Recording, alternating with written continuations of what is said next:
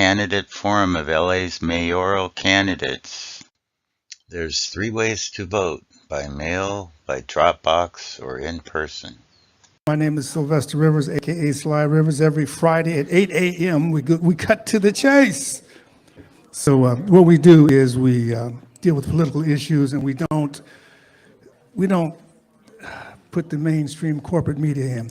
We also like to thank this institution. This is the Harriet Tubman Center for Social Justice. Thank you, Maggie and John, wherever you are. I don't know if you're in the house right now, but we appreciate you so much. Matter of fact, all this is volunteer because of the love of the people. If anybody heard my show last Friday, I talked about 3 categories of people. There was 1, which is people who care for others. There's 2, I was in a debate and somebody said, y'all care too much for other people. They actually told me that. And then there's other people who care about themselves and a certain type of people. People in their category, like blacks, whites, gays, whatever. I'll accept them, but I don't like you, I want to kill you. And there's those people who don't care about anybody except self.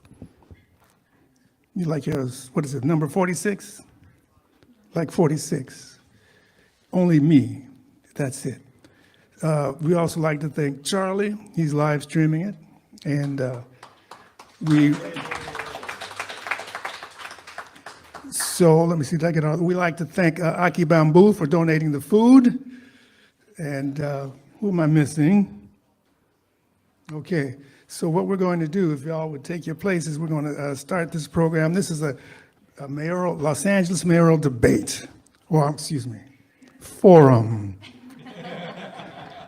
So I appreciate these candidates who RSVP'd with us, so that knows they're doing something. Others, one said no because she couldn't do it. That was Susie Kim. Then others just ignored us. Why did they ignore us? Because they think they got that kind of power. They think they're ahead, so they don't have to interact. They don't have to get, if I'm running and I believe in myself and the people, I'll go anywhere and debate with anybody. I'm not trying to pick and choose because they're probably getting paid. Anyway, let me introduce you to our questioners, people asking the questions. Is that a word, questioners? We got, I'll start with the lady on the right. That's Jan Robinson Flint. She's the executive director of the Black Women for Wellness. Give her a hand. Then we have, that's Charlie Wilkin. He's also a member of KPFK. He's doing the live stream and all kinds of stuff. I appreciate him. Give him a hand, yeah. And then we have Dino. He does a program on KPFK called The Signal. And I invited him because he does have a lot of politicians here. Not politicians, but he has politicians on his program. So I'm happy about that. So I wanted him to be part of our questions. What I'm going to do is have the candidates introduce themselves, because on radio, you don't see them. So I want you to be able to match the voice with the name. Make sense? Yes, it does. Just say your name real quick, and then we'll go for the 2-minute thing. Yeah. Hey, I'm Brian Acosta. Thank you, everybody, for coming. Look forward to this debate. Good evening, everybody. Buenas tardes. I am Assad Al-Najjar, and I'm running for mayor of Los Angeles. Thank you. Hi, my name is Andrew Kim. I want to showcase my baritone voice. Thank you. Yeah, Andrew Kim, yeah. Ooh, baby. Hey, everybody. I'm John Logsdon, running for mayor. It's nice to say that. Thanks, Sly. Thanks, KPFK, for having us. It's going to be fun tonight. Thanks. Hello, my name is Reverend Ray Huang, and I'm also running for mayor. So great to be here. Thanks. Hello, my name is Tish Hyman, and I am running for mayor of Los Angeles. I am very happy to be here. Thank you very much. Hi, everyone. My name's Andre A. Salivra, and it would be my pleasure to serve you as your next mayor for Los Angeles. All right, so how this is going to work, we're going to start. We have our timekeeper out there. Each candidate can come up and give a 2-minute overview or synopsis of their candidacy. So I'm going to get out your way, and we're going to start with Andre. Andre, come up, introduce yourself again, and Well, thank you to KPFK and everyone who's showing up here today. Truly, thank you for your support, for supporting grassroots candidates, not just millionaire, billionaire interests who are buying their way into our elections. I think it's a real indictment on Karen Bass, Spencer Pratt, Nithya Raman, and the other candidates who aren't joining us today because they're not here for the people. My name is Andre A. Salivra, and I'm running as a grassroots candidate for working class people of Los Angeles. I was born and raised here in LA. This is my home. My grandfather came here from Soviet Ukraine, escaped the Soviet Union in the 1950s, brought our family here so that we could have opportunity that there wasn't in the Soviet Union. Our family struggled growing up. I was in foster care as a youth. I was bouncing between my aunt and uncles and grandparents' places. It was tough growing up as a second-generation immigrant here in LA. I was even homeless myself as a teenager here in LA at 19. But I fight. I do not ever give up, ever. I fight. It's in my blood. We're Ukrainians. We don't give up. So I pushed. I went through community college, got myself enrolled, got $3,000 in Pell Grants. It changed my life. Got myself into an apartment, worked full-time, transferred to UCLA. I graduated near the top of my class. And I had options to go to other schools on the East Coast, some Ivy Leagues. I chose UCLA. Why? Because I wanted to be a product of the public school system here in LA. This is my city. This is my home. This is who I represent. So now I'm fighting for working class people because that's who I am. Every dollar that I've ever earned is my own. I've worked for everything that I have. And I'm good at what I do. I'm an engineer by trade. I think I have the right skills, experience, and also the right just values for this job. As a working class Angelino who understands our people, who's been homeless here in the city, who understands what it's like. I'm proposing solutions that no other candidate's talking about, right? Dormitory style housing for the homeless. We're gonna convert underused commercial office spaces all throughout the city. 500 units at a time, getting people off the streets, and then creating wraparound social services, mental health treatment, jobs training and placement, addiction counseling. Then we're also going to save Hollywood. This is really important, right? We're going to bring back Hollywood entertainment jobs by closing off Hollywood Boulevard and Broadway, historic Broadway, to pedestrian traffic, making sure that people can come from all around the world to see where entertainment is made here in LA, revitalizing our tourism, revitalizing our Hollywood entertainment workers, and making sure that we have tourism dollars coming into our city to support our city. Learn more for me about me at andreforla.com. Thank you. Hello, everybody. How you doing today? Awesome, awesome. First, I would like to thank I'm so sorry, KPFK for hosting this wonderful event. I'm honored to be here. Thank you so much. And I'd also like to say thank you to my fellow candidates for also being here. You guys each represent something that we all deal with every day as Angelinos. And I also want to commend you all for stepping up and running, because I know it's not easy to do this. I know it's not easy to do this. So my name is Tish Hyman, and I'm running for mayor because we are dealing with a public safety crisis, we are dealing with an affordability crisis, and we are dealing with a housing crisis as well as a trust crisis. We do not trust our government. And we do not trust our government because we don't see people in our government who speak to the problems that we are facing every day as Angelinos. I came here from New York City in 2010 to pursue a writing career and a songwriting music career, and I'm successful at that. I started a small business, and I'm successful in that, and I watched everything unravel as the city fell apart around me. This is not a reality show. This is reality showing up on our front doorsteps, and no one is coming to save us. We have to save ourselves. We have to come together. I am here in leadership to stand aside with you and fight for fiscal responsibility, to fight for public safety, because we cannot live in lawlessness and fear anymore. I'm telling you right now that we need to come together in compassion, empathy, and common sense. We need to leave the parties outside, because right now we are just humans being affected by terrible policies. You can look for me at hymanformayor.com, HYMAN, 4, mayor.com. Thank you so much. Hello, friends. I want to be able to see your faces. Hi, I'm Reverend Ray Huang, and I am running for mayor of Los Angeles. I am a mother, I am a community organizer, I am a pastor, and I am a daughter of immigrants. My family moved from Taiwan to actually Germany and then Australia and then to the US. And I was born here in the US, and my parents arrived first with 2 suitcases and a kid in a country where they did not share the same language, did not share the same culture, and struggled. And they found their community in the church. And it was in that church that I found the village that we needed to be able to support each other, because it was an immigrant church. That is exactly how I was raised, is why I'm running today. The honest truth, friends, is that we are living right now in a deep culture of fear. It is what drives everything. It drives how we live. It drives how we work. It drives how we eat and how we sleep. That's why we've had so many sleepless nights. And it drives our politics. But the thing is, I have been organizing here for over a decade, and I've seen our communities rise up. When the fires happened, we rose up and we took care of each other. During the pandemic, neighbor to neighbor, we took care of each other. We rose up for real police accountability during the Black Lives Matter uprising, and we will continue to fight until we finally demand that those funds that are going to the police go back to the community for real safety. We are fighting for our lives, and this is the moment that we need real change. What makes me different than every other candidate out there is that we are fighting an established power of wealth that is going to the very top, and we need a restructuring of our systems for the people. Thank you so much.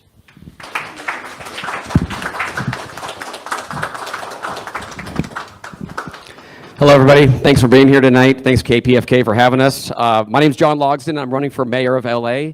I'm the common sense candidate. I'm right smack dab in the middle, and my journey to this point kind of started about 7 years ago.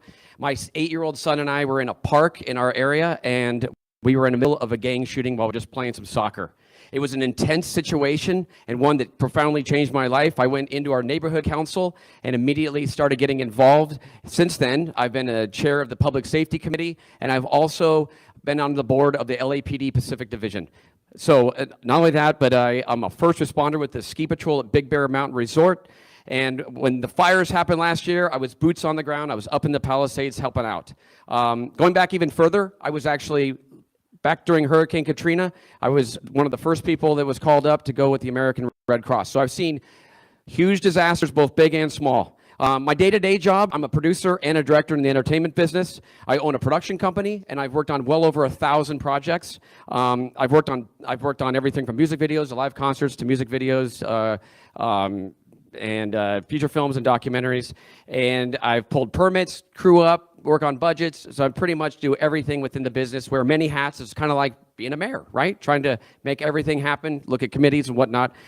I'm a family guy. I have 2 teenagers. I know what it's like to raise kids in this expensive city, and it's not easy. We have to make sacrifices, and of course, LA, we're always concerned about how safe it is. My wife and I were always concerned about sending our kids out there. Now that they're out driving and in high school, it's kind of a scary thing. I love Los Angeles. My parents, grandparents, even great-grandparents all lived and worked here. So, and I like to think that I take complete advantage of this city. I love it. Like from everything from the entertainment to the great sports teams and the food, the culture. I'm a surfer, so I love being at the beach. It's awesome. My priority is obviously public safety, you know, and obviously to make this place great, we need to work on homelessness, affordability, and the entertainment business. I'm here to fight for it. Thank you.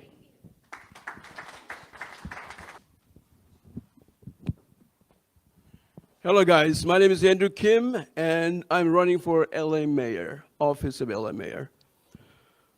I was born overseas in Korea and came to the United States as a 14-year-old kid. I landed in a place called Southgate, which is right across from Watts, in the aftermath of Watts riot. That's 1974. In 1960s, we had a real division within our nation, racially and economically. So I saw that in person because when I was being driven from airport as a 14-year-old kid, I saw the buildings that were shuttered on the Century Boulevard. Now I guess it's a Obama Boulevard, but it is Century Boulevard back then, had all these shuttered, foreboding looking buildings. And I said, what is wrong here? What can I do? What can we do to make a difference? So anyway, I landed in Southgate, and there was a Firestone plant, which was a shuttered also. And I saw the problems that we are having as a nation. So I became an attorney. I've been practicing law for 30 years. And then I also organized or founding member of a Greater Wilshire Center Neighborhood Council. I also became the commissioner, county commissioner for Narcotics and Dangerous Drugs Commission. And also I served as judge pro tem. I think that my passion is my faith in Christ. I'm a born-again Christian. And at the same time, my passion is homelessness. And because homelessness drives me, I want a solution for all those people out there on the street at night. I'm going to start working from day one to make sure these people get the help. Thank you.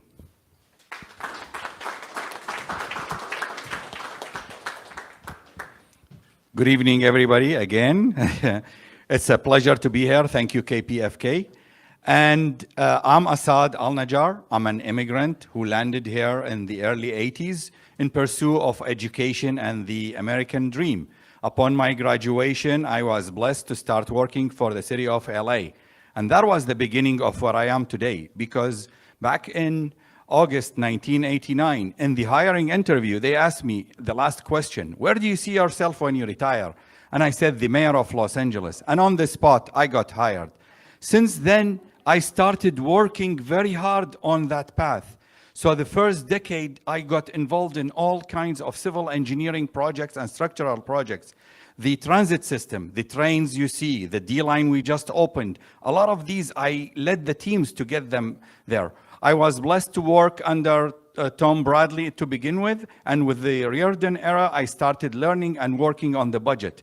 The past 26 years, I'm a first responder. I work very close with LA Fire Department, the CERT team, and LAPD SLOs. Also, the past 11 years, I've been very involved with the interfaith to get all the temples, the mosques, and the church to get together. We are united in faith. Our unique city is itself has a character that we don't have in any other city. And of course, with that, I became very active in LA versus hate. Hate is occupying our city. You should see all the hate messages I've been getting the past 15 months I've been campaigning. I started campaigning against my boss, Karen Bass, back in March 2025, and I'm almost here at the end of the road. I have the solutions because I've been inside City Hall. I not only know how to run it, I know how to run it efficiently. You could see my platform at lacity.solutions. Thank you.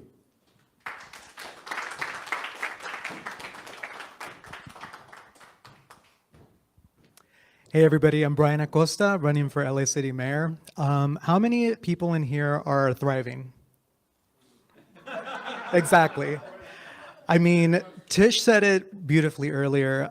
We have to be the ones to save ourselves, and that's why I'm running.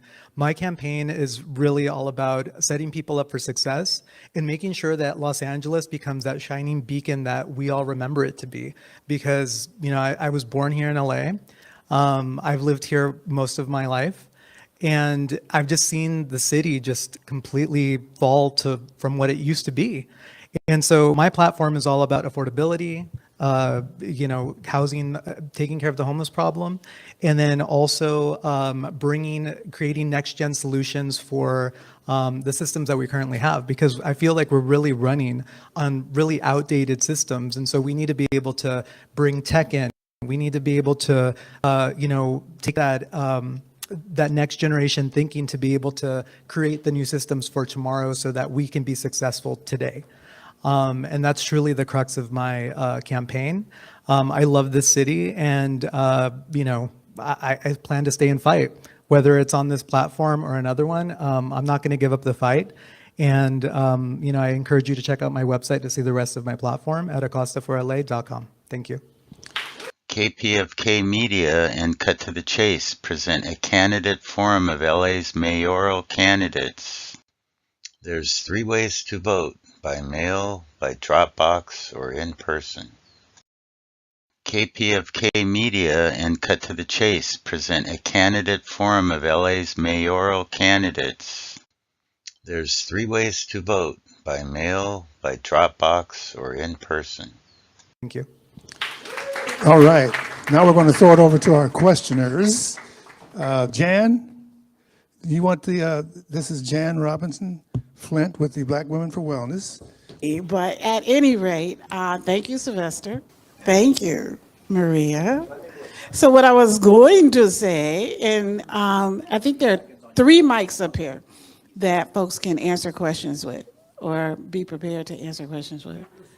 So Sylvester and I have known each other about 40 years. And we were having a discussion on El Hajj Malik El-Shabazz, Malcolm X, whose birthday would be celebrated on May 19th. And one of the great speeches that he gave was the ballot or the bullet. And he did that in Detroit in 1964, which was before the Voting Rights Act was signed. So here we are in 2026. A point of information, he did, that was the name of the speech, but he did several of those speeches called the ballot or the bullet. The one she's speaking of is the most iconic one. Go ahead. All right, so then therefore I will get to the question as opposed to the prelude since there's been. So here we are in 2026, and once again, on a national front, we are having lots of challenge to people's voting rights, right? If we look at Tennessee, if we look at Alabama, if we look at Mississippi. And when we look at California, some of us feel we don't have a challenge to people voting, but maybe we do. Maybe we have 26% of the people who are undecided about who to vote for, perhaps because folks have given up on democracy. So what do you say to those 26% of the people who are still undecided? Yeah, great question. So the first thing that I'll say is stop voting for money. Right? This is the problem. We keep voting for money and we wonder why this city and this country isn't working for working class people, right? Karen Bass, establishment money. Adam Miller, billionaire money. Spencer Pratt, nepotism money, right? And these are the people, because they have money, they get visibility. I encourage everybody, look down ballot. These candidates, there's a lot of great candidates here. They're fantastic candidates. They deserve your vote. You should be considering them. Don't just look at the money interest. It's our civic responsibility to look down ballot, see who those candidates are that we can support and help raise them up, because that's how we win. People helping people, not money. So I encourage everybody, start looking down ballot, find a candidate that you like. They're out there, and support them. Get involved. An hour, 2 hours a month makes a huge difference to any of these campaigns, I promise you. It's more important, more valuable than money. So don't give up. Look down ballot, vote for somebody who really represents your interests. And I promise you, it won't be somebody who's coming from money. So that was what I would say to the voters. Anybody else want to hit that? When you come up, just say your name before you start the answer. Andre Salivra. Thanks, Andre. Very passionate. Guys, listen, I feel your pain. A lot of people have given up on our democracy and they think our votes don't count. But I urge you to understand that they do count. The biggest thing that they did was fool us into thinking our votes don't count. Look at each candidate, read about their policies, and pick the candidate that works for you. I say to the 26% that are undecided, I understand why you're having a hard time choosing, because they're only presenting you with 3-4 choices. But there are plenty of people running for mayor who truly care about this city and who have plans. I urge you to go look at my website, which I have a focus on public safety with a regard on women's safety, because I'm very focused and concerned about women's safety in the climate that we have today. I'm focused on economic revival. Focus on candidates who speak to the needs that you have. But we're here and we're ready to fight. It's not easy to put yourself out here and run for mayor, but we're doing this because we care about the city. So to anyone who's feeling unsure or uneasy, I ask that you dig deep for hope, because it is there and we are here. We're here to fight for you. Thank you. So I have a little bit of a different perspective on this. As I've been campaigning, one of the things that I've found is that people don't have the space, because we're getting hit with the war in Iran. We're getting hit with affordability. And so one of the solutions that I offered is something I'm calling the LA Now app. Earlier I forgot to mention I have 2 decades experience as a creative executive, working in tech and film and various other industries in the city.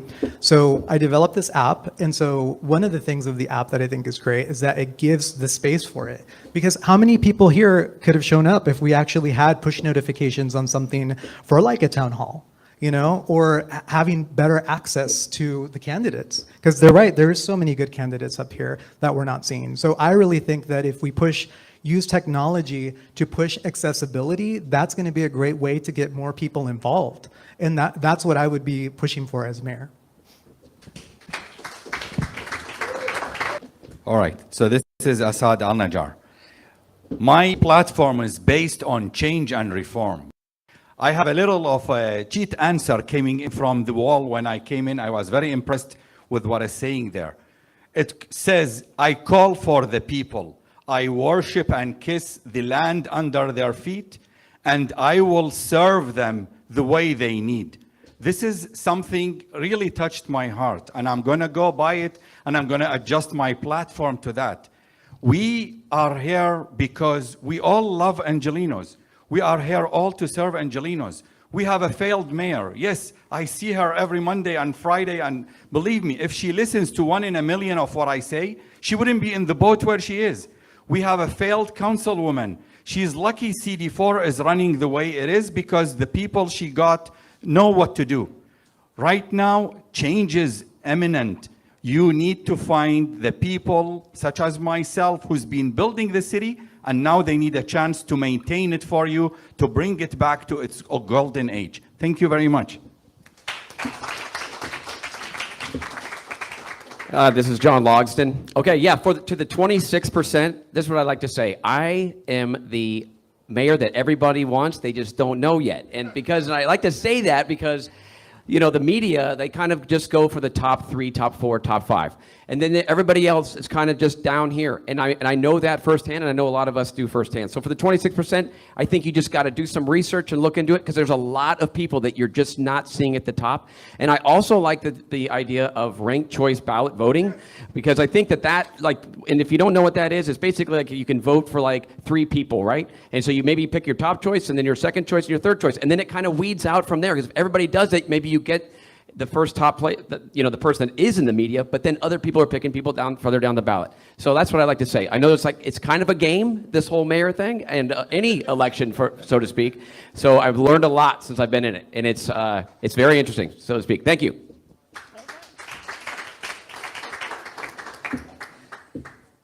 I want to give a kudos to those 27% who I think is a very independent-minded, and that's what it takes. We want people who think for themselves and make a decision based on their own study of the issues and the people they vote for. And I want to give a good applause to them.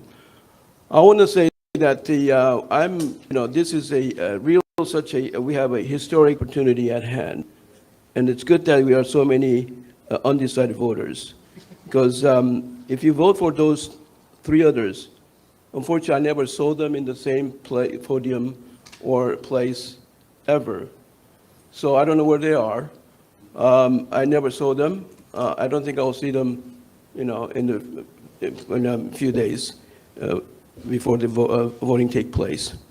So I want to say that that my passion is for the homelessness, and it's recovery first instead of the housing first. We have a problem. We're going to have the same problem 4 years ago if we elect the same people. And we're going to have the same people shouting there's a crisis, our city is going down, there's going to be emergency declared from the day one. We're going to say the same thing after 4 years. So we applaud those people who are still undecided and make a decision based on your own study. Make sure that you make your own independent decision. Thank you.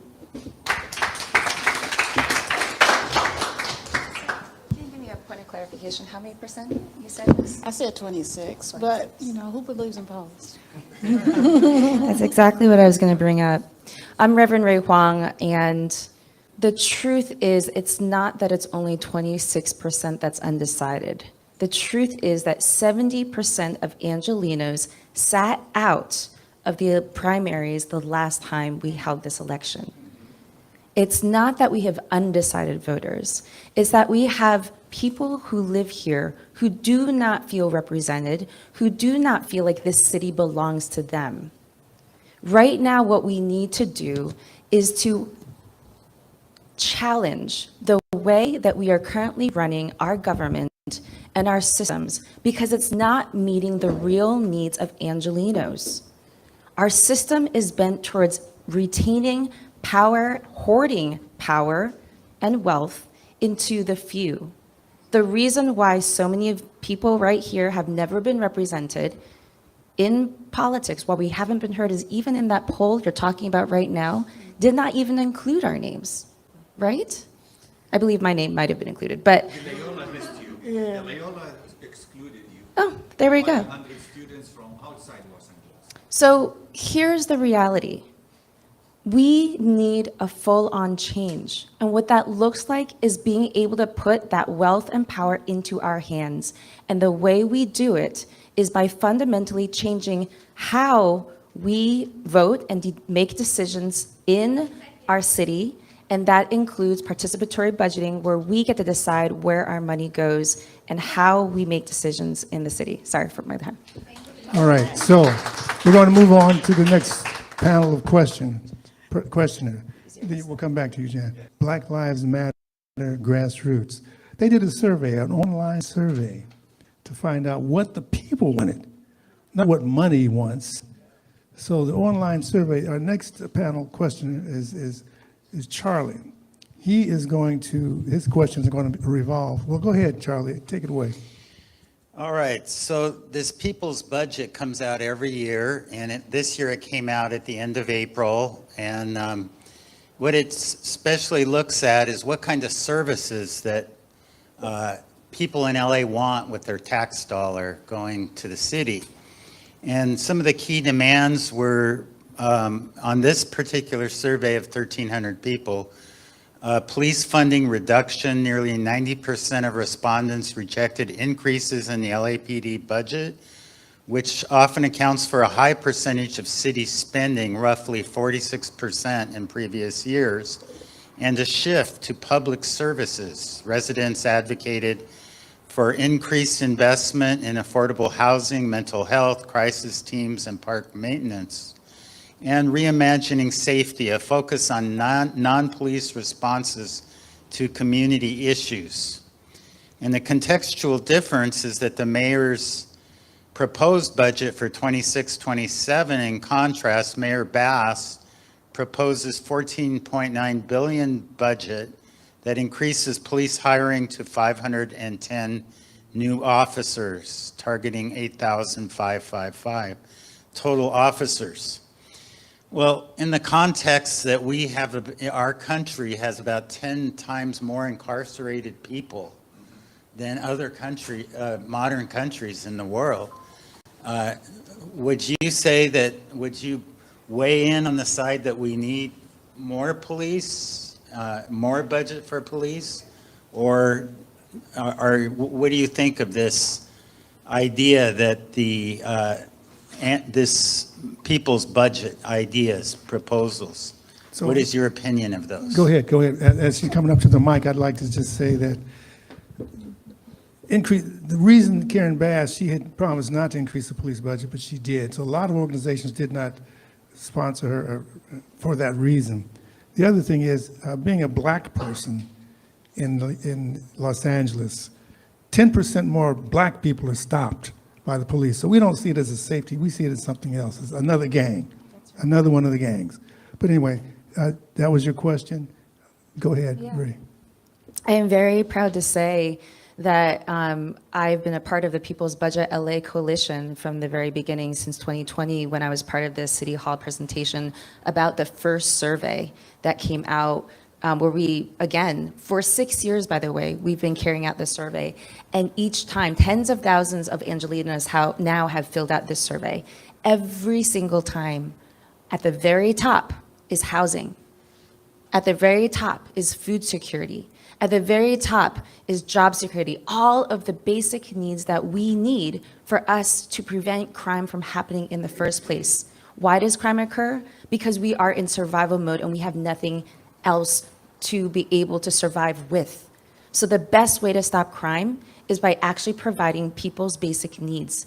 And when crisis occurs, because crisis does occur, we make sure that we meet the crisis with what they need to have, whether it's a mental health crisis, whether it's a physical health crisis, right? So I am the only person, the only candidate in this race calling for the defunding of the police, because we need to redistribute that money into things that actually keep us safe.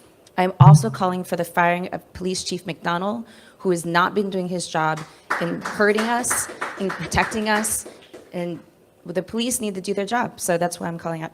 So next. Hello, I'm John Logston. So a little bit of a yin and yang with that, but I am like for public safety, and I actually think that we need to have more, like our police force needs to be up around like 10,000. So we are way behind like Chicago and New York, and we have a much bigger geographical area. So, but here's the thing. Technology has been a force for good as far as this, because the accountability of like even having body cams, I know people are worried about like cops pulling people over and actually doing stuff that like has gotten them in trouble in the past, but I think accountability with the body cams has really driven that down. And that's the accountability that we need. Also, I am 100% for having interventions with people that are out, that aren't needing cops. So like this circle team, for example, which goes out and when there is an issue that doesn't call for force like police, you know, then that's the kind of intervention that we need. That's where some of our money should go. So that's where I feel about that. And like, I think what we need to do with all the Olympics, the World Cup, and just how much happens in this city, we just need to make sure that we have a good, solid police force. Thank you. Good. John saved me a lot of the argument. He already said it. Because he is like me. We're first responders. We work close with the LAPD. Look at it this way. I mean, with due respect to all the candidates, I'm the only candidate that actually works on the balance. None of the mayors that I served under, the 6 mayors except Reardon, did actually understand and look through the budget and understand the budget. Our current mayor has no clue what the budget looks like. Her 9 deputies are totally incompetent to know what's going on. It's very simple. We have a balanced budget in a way, but the net balance, when you come to the police, the capital expenditure versus the operational expenditure, that's where you lose track. And all of a sudden, you have overstressed officers sitting home. So your actual officers serving is down in the 5,400 versus 87 on payroll. And all this has to do that on day one as your mayor, I will audit the budget and fix it. I can fix it. Not only that, I'll use only 80% of it, and 20% will be as unforeseen condition or for the next mayor, or like the 2 colleagues here who deal a lot with the IT budgets, they use it for other stuff. Thank you. Next candidate, and you have 30 seconds to respond to something that you don't agree with. So feel free to do that. So for this issue, I think the conversation is like take away money, add money. I think it's actually just reallocating the resources we currently have. You know, replacing the police chief, having a police commission that actually reflects the views and wants of the people, so that they can have better oversight over, you know, people that are doing the bad actors, and then also having good things for the good policing, because there are good cops. So I think that we need to be able to reallocate resources appropriately and be able to have just a better accountability over the police force, and a police chief that actually reflects that as well.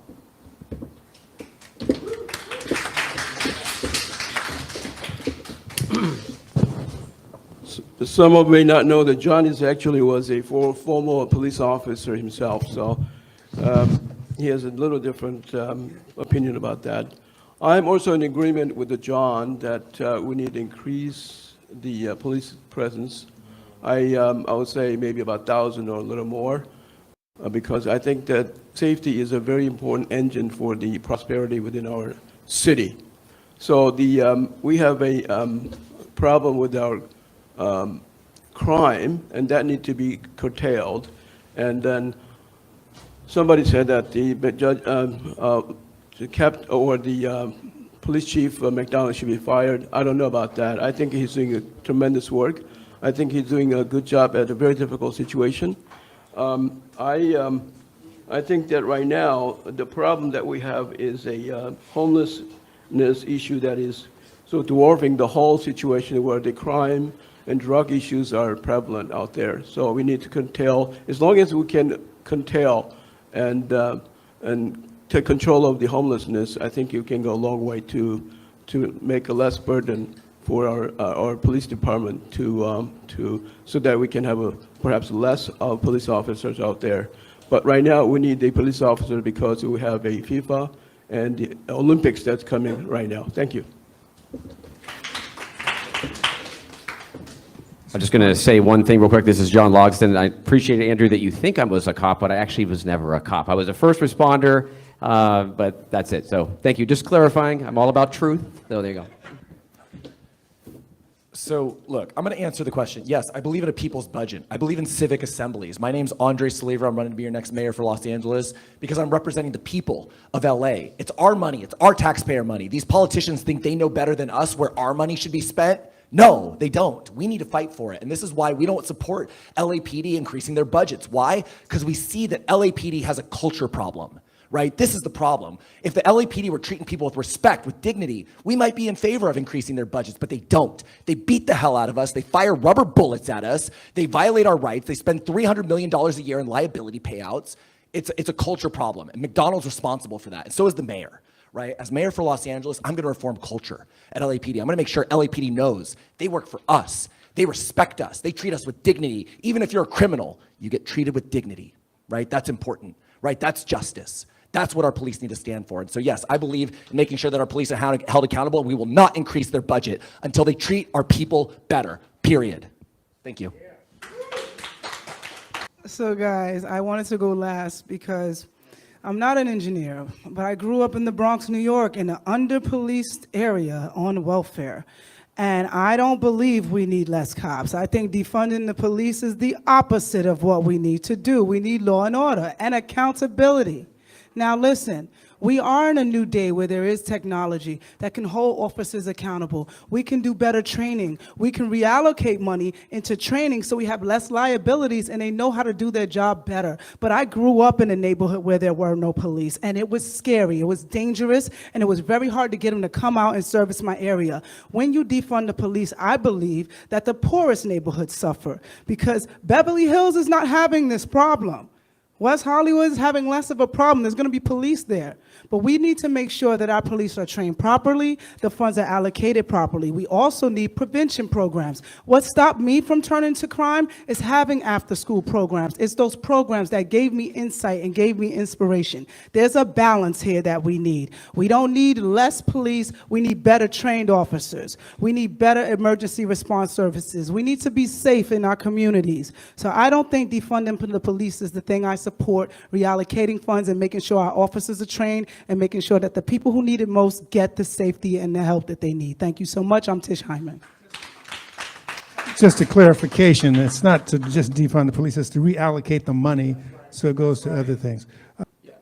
In terms of reallocating the money, here's the thing we also got to understand about LAPD, right? Is that right now, LAPD, the average police officer makes $80,000 to $110,000 in their base salary, and they make another $20,000 to $50,000 in overtime, right? And the reason for that is because they don't want to hire more police officers. They like when there's fewer officers so they can raise their overtime. We need to cap overtime. That's a big part, I think, that we need to start talking about. You shouldn't be able to make double your salary in overtime, and that, I think, is an important thing in determining how we're reallocating the police budget.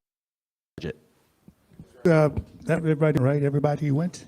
KPFK Media and Cut to the Chase present a candidate forum of LA's mayoral candidates. There's 3 ways to vote: by mail, by Dropbox, or in person. KPFK Media and Cut to the Chase present a candidate forum of LA's mayoral candidates. There's 3 ways to vote: by mail, by Dropbox, or in person. Okay, so our next panel of questioners is the mighty Dino. His program comes on every Saturday. Saturday. Saturdays at 12 to 1. Thank you. So first of all, let me congratulate all of you for having the courage to do this. I always, Ray was on my show, and I always like to ask that question about what made you go and run for office.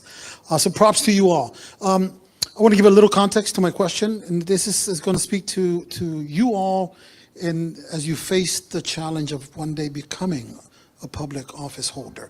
And that's this. Around 2010, the city of Los Angeles, the county of Los Angeles, started picking up the dubious distinction of being the wage theft capital of the nation.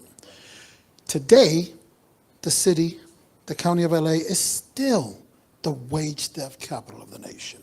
On average, $28 to $30 million are stolen every single week, a majority of which is impacting immigrants, other migrants, women, people of color. For the last 15, 16, whatever years, every new wave, every new generation of elected officials, especially those that come in with the passion, with the drive, with the dedication, the determination to make changes. As somebody who's worked in public policy for as long, 30 years, this has been one of the issues, full transparency, that I've been a part of. And in the last 3 years, we've been looking at possible changes all of a sudden. For the first time, it's 2010. And then 3 years ago, we were told, budget, we're not going to be able to pass these changes. A year later, budget, we're not going to be able to pass these changes. And all of a sudden, I found myself saying to my colleagues in the public policy arena that I work in, yeah, we're going to keep going as the wage theft capital of the nation. Here's where I'm getting at. Many of the folks who came into office since that dubious distinction in 2010, we've had 3 mayors, Villaraigosa, Scarcetti, and Bass. We've had dozens of council members, some that turned out, new ones that came in, some won, some lost. And again, every once in a while, you'd get somebody to say with passion, that's going to change under my watch. And here we are, 2026, and we still hold that distinction. At some point, everybody who previously said, I'm going to make that change because that's ridiculous, came up against one universal truth. You're walking into a system. I think it was Ray who said, we need to change the system. But once you go into the machine, Assad, you find out the reality, and I've heard it firsthand from elected officials who've said, Dino, it's not as easy as I thought it was going to be. You have to play politics. And here's my question. If and when you all get elected, how will you mitigate that reality? Because every step of the way, as we campaign, we have promises, we have realities that we say, look, this is what we need to do. And you walk in there, you realize the system hasn't changed whatsoever. You are walking into that system. So my question to you all is, how do you mitigate that reality? You, after all, will become at that point a politician. And you will have to negotiate. And you will have to come to, is it not collaborations, what's the word that I'm looking for? Compromises. You will have to compromise. And you will look back and say, okay, Dino, maybe we might not be able to address that. And what do you say to the constituents then? So I just kind of want to put it out there because I think this is the reality. In my experience in public policy, almost 30 years, I've never not seen this happen to some degree or another. What do you say to that? Sorry I took long. Dino, I'm so glad you asked that question. By the way, this is Ray Huang. Because here's the thing. This is the reason why I'm running the campaign as we are is because I'm a community organizer. For us, this has never been about the moment. This has never been about just getting to November. This has always been about building a movement that is lasting. Every single person that has been touched by our campaign that we bring to volunteer, we actually organize them. We train them in organizing 101, and we organize them to organize their neighbors, who organize their neighbors, and organize their neighbors. I'm proud to say we have, I believe, now over 30 neighborhood captains across the city who are organizing their whole neighborhood. We have 99 neighborhoods, by the way, in the city of Los Angeles, So that way they are organizing their neighbors, canvassing, learning political strategy, learning how to power map, learning how to carry out house meetings. So that way we understand that we're building something far bigger. The goal of my campaign has been one, to be able to bring faith and hope and belief that things can change. Because if you feel in despair, you will not participate. And we need people to be able to participate and feel like they're full partners in the city. The second is to be able to bring them into this organizing movement, connecting them with different organizations on the ground who are moving power. Number three is to give them solutions, real solutions that we have been acting upon, such as the participatory budgeting process, which is part of my platform, which is social housing, which is fast and free buses, which we've already done before during the pandemic, which is a public bank. These are the ways that we can fully transform a system that needs to be changed.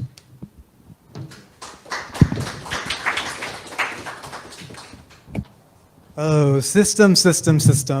I say let's reset the system. That's what I'm going to do in my LA Now app. One of the big things that I'm a big proponent of is having a digital bill of rights because, you know, we have advanced so much with technology. But until Congress gets their act together, my LA Now app is the next best thing. Imagine having a world where we could have a Yelp type review system that works in real time for all of our leadership. I think this is a great way to be able to hold people accountable in real time and actually, instead of compromising, saying, no, these are the things that we want as people to be passed. These are the things that our community needs, and this is how we're going to do it. So, and the great thing about it is, as a mayor, that gives me a bully pulpit to also hold these people accountable. If I'm able to see, Nithya spent $2 million building 2 bathrooms in Runyon Canyon, I'm like, hey, what's happening over there? Why are we overspending on something that we all know we can get for like 30 grand? So having that level of transparency and accountability is going to be key, and that's a great solution and part of my campaign on how we're going to change things.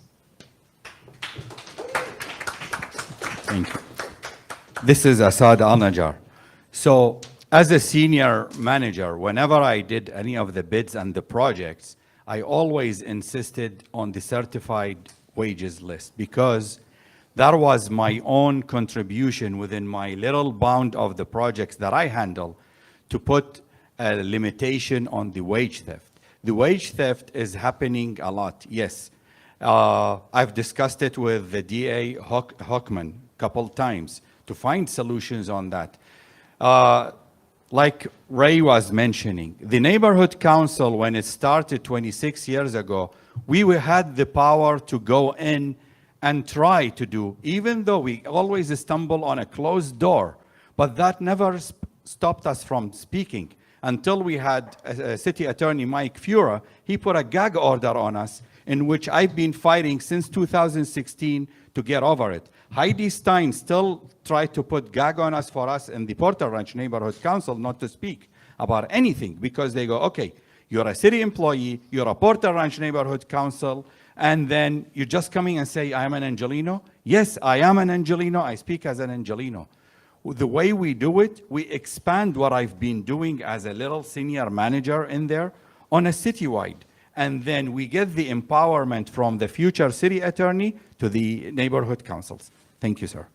Okay, city theft is, the labor theft is a very important, wage theft is an important aspect that we need to tackle, of course. But I think that more important is the whether a candidate is actually independent of the special power. I think that's very important. My candidacy has been, by the way, my name is Andrew Kim, I apologize, has been beholden to none. And that's my motto. And as you can see that, look for people whose candidate is supported by special interests. I think when you see that, then that person probably is going to be compromised by those interests. So the fact that we don't see those 3 other candidates here speaks volume that they don't need you guys.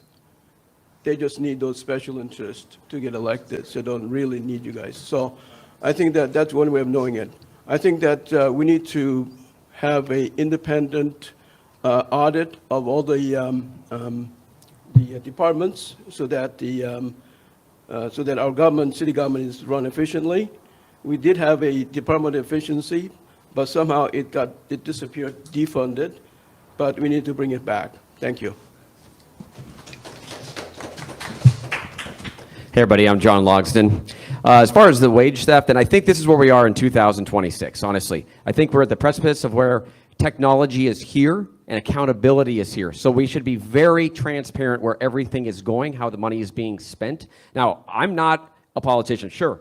I've signed up to run for mayor, so automatically I'm sure like all of us all of a sudden are politicians, right? We're up here, I'm up here talking right now. But what I'm saying is that like, when you get to City Hall, when you are the mayor and you're trying to, like as I was saying before, I was raised in a household that was a divided house. I was a Republican dad, Democratic mother. So I like to think that I personally bring people together. That's why I feel like that's where my leadership is. And as far as being accountable, and there's things that come up, sure, we need to play the game. Someone wants something over here in this district, someone wants something over here, and we got to do that. We actually have to come to a compromise. And that is where politics becomes that fine line. But I think what we need to be is we really need to be just transparent. So I have an ideology that I believe in, and if I'm going to try to go forward with that, and I'm going to try to push, but there's pushback on that, and I have to compromise, at least with accountability and transparency, the people that voted for me will know where I stand.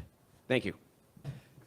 Tish Hyman, 3 things: audit, improve, replace.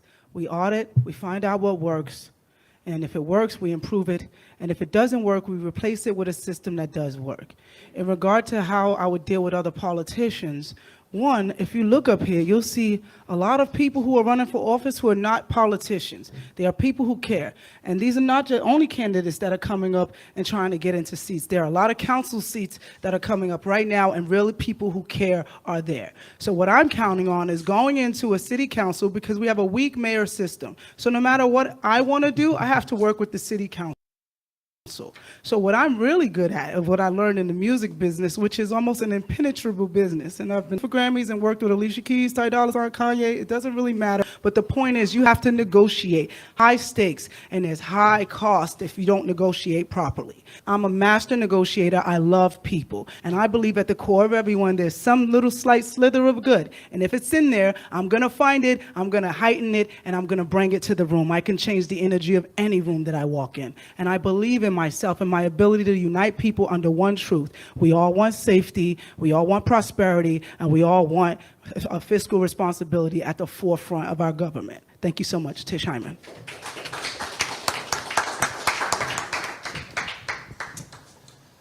Thank you. My name's Andre A. Salivra, running for Los Angeles mayor. So, wage theft, it's a problem, right? We need a system that actually works, right? We keep hearing this. The system is broken. The system is broken. I'm literally a systems engineer by trade. I'm one of the top systems engineers in the entire United States. I've been doing it for 15 years.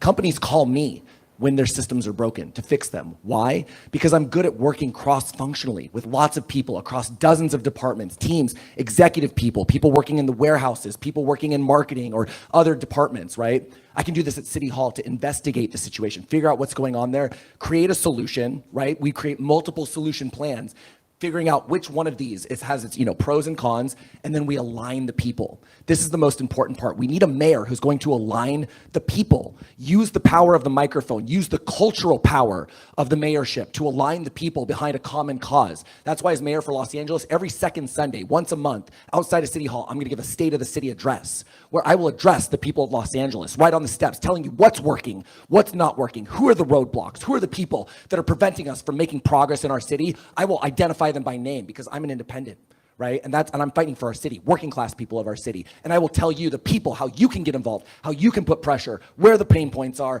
and so we can get aligned to make real progress and real change in our city. My name's Andre Salivra. Vote for me on June 2nd. Thank you. Easy. But I want to look at the question of safety. Now I want to ask a couple of candidates who had opposing views to come up with the policing thing and redoing the budget. I think you two, I want you up there, and you, if you all go to the mic, I want you to, because some wanted to increase the police budget and others say we have to reimagine. So what I want to do, I want you to talk to each other of how and why it should or should not work. My opinion, I guess I'm allowed to give my opinion, is that I heard on the radio this morning, not a different station, I shouldn't say, but that there was a situation where a family won a multi-million-dollar settlement because a police officer planted a taser on a gentleman, planted a taser on him. And he said, oh yeah, my life was in danger, blah, blah, blah, blah, blah, blah, blah. So when we keep saying retrain, but it's a culture that's been there. Like when Dino talked about the system, that system has been there and has not been kind to just the grassroots people. It's been kind to the people with the money and in power. So I want y'all to dialogue with that. Why it should be, yeah. You were anti and you were pro. So another, yeah. I want you up there, yes? And then, John wants to increase the right. I want 2 and 2. So, yeah, so I want you to talk to each other. I mean, I think studies have shown that more police does not stop safety. Right. And then we have to look at the reality of it. The reality is that the police put drugs in the black community. Right. That's true. That's right. And, we have to look at this. I want y'all to dialogue about that. Yeah, so I'll go ahead and lead off on this one because I honestly think that. Great, awesome. So, look, as I've said before, there's a culture problem at LAPD. My name's Andre Saliva, running for LA mayor. There's a culture problem at LAPD, right? The fact that some of these officers would even do this, it's despicable, and it's a fireable offense, but the problem is the police unions protect them, right? They're protecting the bad cops. They're protecting each other because they see themselves like a brotherhood. We need to make it expensive to be a bad cop. I'm actually personally in favor of professional liability insurance for police. We're gonna stop paying for the liability payouts of our LAPD. When they commit infractions, when they're violating our rights, when they're hurting people, it's gonna start coming out of their pocket, right? We're gonna make sure that they have to buy professional, and look, we can even give each one of them $5,000 a year. Go buy your insurance. If you're a good cop, it might only cost you $2 or $3. If you're a bad cop, it might cost you $10, $20, $30,000 a year to be a bad cop in LA. And that needs to be known, because then the police unions can't protect them. Then their own pocket is gonna hurt. And that's how we're gonna fix this situation. Okay. So basically in any entity, there is the good, the bad, and the ugly. For me, being an immigrant, in the 80s, my first encounter with the police was like, hey, camel jockey, why are you speeding in your car? And it's like, okay, camel jockey, where did that come from? Or then after the September 11, I'm up to date. I'm labeled as the terrorist, the Arab terrorist who's going to blow us up. And even if you got now into my Instagram, oh, what are you going to do? You're going to recruit more terrorists? Is the culture, not only the LAPD, it's the whole city culture. And it's not only, the BLM is not only Black Lives Matters, it's Brown Lives Matters too. Because we are in the same category. The Arabs, the Latins, the Hispanic, the blacks, we are all in one pot in which our rights are gone. I'm for balancing. Do you see, there is net balance. Look, we cannot have no law or an order. We need police force for speeding, for safety, for whatever is going. Look, the crime, whoever is doing the crime can be any color. Who's ever selling whatever it is, who's ever stealing, can be white, can be brown, can be black, can be anything. So you need a system. I'm for balancing it. We lost the civilians. John and I volunteer so that we fill in some of the work. Oh, okay, I'm sorry. I thought it's an open discussion. I wish, yeah, okay. Sorry, I'll give it to John. Ray, go first. Okay, we'll just go. Sure. I mean, the thing is, the history of the police, where they come from, is from slave catchers. Right. That is the history of the police. Who are the police protecting? What is the police trying to protect? Anybody know out there? Private property. That's right. Capital, private property.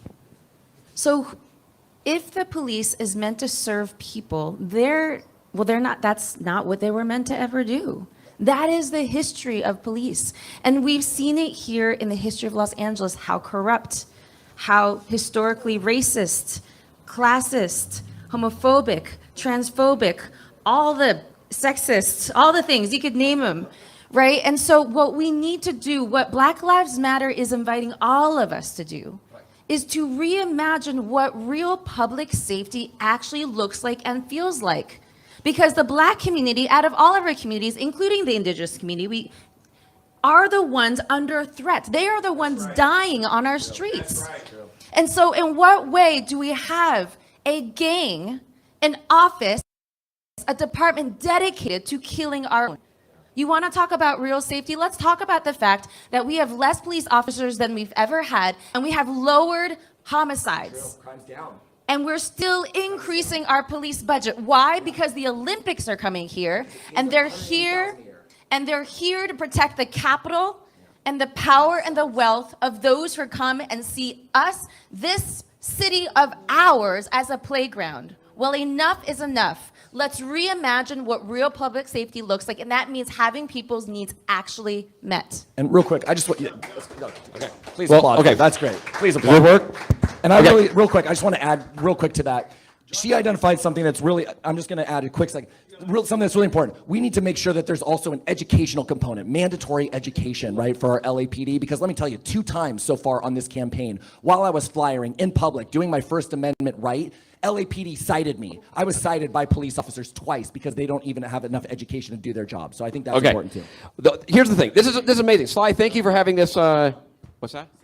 Oh, yeah, I'm John Logsdon. But thank you, Sly, for having this little discussion right here. Okay, we live in Los Angeles, right, which has the crazy history of the LAPD and police. Probably out of anywhere in the world, maybe, right? So here's the thing. I wish there was no cops. I think we all do. None, zero. But unfortunately, we do need law and order because there's people stealing stuff. There's things just going on. I wish it was just all kumbaya and love and butterflies, but it's unfortunately not. And so we definitely need law enforcement. Now, I am all for, like I mentioned earlier, for having like when not everybody needs to be doesn't need to be a badge that shows up every time there's an actual incident. It could be somebody else that's coming in like a negotiator that makes things happen. Like I mentioned, the circle team. But we still definitely need to have police in this society in LA. One day, maybe way down the road, we will get back to where we need to be, and we don't need police. But right now, we do. Thank you. Yeah, I think, Ray, I think you belong in Soviet Union. With all respect. And this is Andrew Kim speaking. I think that right now the fundamental part of American tradition is life, liberty, and property, private property. Yes. And all races have a private property, not only whites or Asians. And we need to protect them for the well-being of a nation and of our city. I want to hear what. Yeah. Well, let's move forward. First, I have to say the Soviet Union doesn't exist anymore. Let me- It got dissolved. But I wanted 2 and 2, so we're going to move forward. Can I just jump into one really quick? As the only Black life on the stage, please? Because I hear this word and I hear these things that I'm like, okay, interesting. Listen, guys, I understand that there has been police brutality. I grew up in the ghetto. I do understand what we're saying. But like I said, there needs to be balance. Jingle bells, that song where it originated, it was a terrible origination for that song, but we're not going to stop singing it at Christmas. Listen, police started out as slave catchers. It's been a long time since they've been catching slaves. We need to focus here. We got cameras for a reason. We have accountability, and if we can, I like the idea that he said, it coming out of their own pockets, their mistakes they make. Yes, they would make fewer mistakes. Ray, you're very sweet, but I don't know where you grew up. I grew up in America. We need police officers, okay? All right. We're not going to play this defund the police crap. We know we need protection. Who are you going to call when something happens to you? Ghostbusters? Time is up. Let's Time be is up. for real. Okay, let me do clarification. Let me do a clarification again. They're not saying defund the police. They're saying reimagine, rechannel the money to other things that might work. Now, at this point, I want to see if anybody in the audience has a question. Name, if you'd like, and your question. Certainly. My name is Philip Walker, and I do want to thank, I actually know a lot of these people too, and thank you all for getting up and really standing up for your city. And I do want to say that first and foremost. We may all disagree, but we all agree that we love this city and that we're here for it. And I know that you all have worked hard. Like, I've seen you all work hard. So I want to say that first and foremost, and that's very important. And your question. The thing that thank you. The question I want to ask too is, like, the point becomes this: like, some people need protection from the police. And I want to, like, actually give you an anecdote from 2020 when I was actually involved in, like, the protests in Santa Monica, and I literally watched platoons of police run past looters with buckets full of shoes to beat the living crap out of protesters. My question becomes, can people actually acknowledge that there is a problem with policing, that this country was built to oppress black people, that the slave catchers, and yeah, there are still slaves, to be clear. Look up the 13th Amendment. So can people actually acknowledge that? And they talk about this and that and Brown and all of that, but can you actually acknowledge the way that this country is constituted to keep people of color and black people down, to brutalize them, and to cloak it in wording like safety, like law and order? Can you acknowledge that? Okay, here we go. My brother, I It's gonna make definitely me hear work. you. I have to edit it out. I don't want to do no I editing. can acknowledge that, yes, there has been police brutality. My brother was beaten nearly to death in the 90s by the police, not at a protest, just in his neighborhood. Things happen, tensions rise, things get out of control, but there's no reason to paint the whole entire brush. We need the police. They need better training. They need accountability. We need to hire, more diverse people to work in the neighborhoods that maybe they grew up in so that they actually know how to deal with the people. There's got to be balance, my brother. We cannot say that we don't need police because something happened. Okay, It's happened. It's time to move on and move forward together. I'm going to interject We're a here. community. I'm going to interject here. I think you answered his question, but he's not saying that we don't need police. We're saying KPFK Media and Cut to the Chase present a candidate forum of LA's mayoral candidates. There's 3 ways to vote: by mail, by Dropbox, or in person. All right, here we go. We have 2 more questions, 3, and then we'll get to closing comments. 3. Yeah, I said 3. Okay, good afternoon to all the candidates.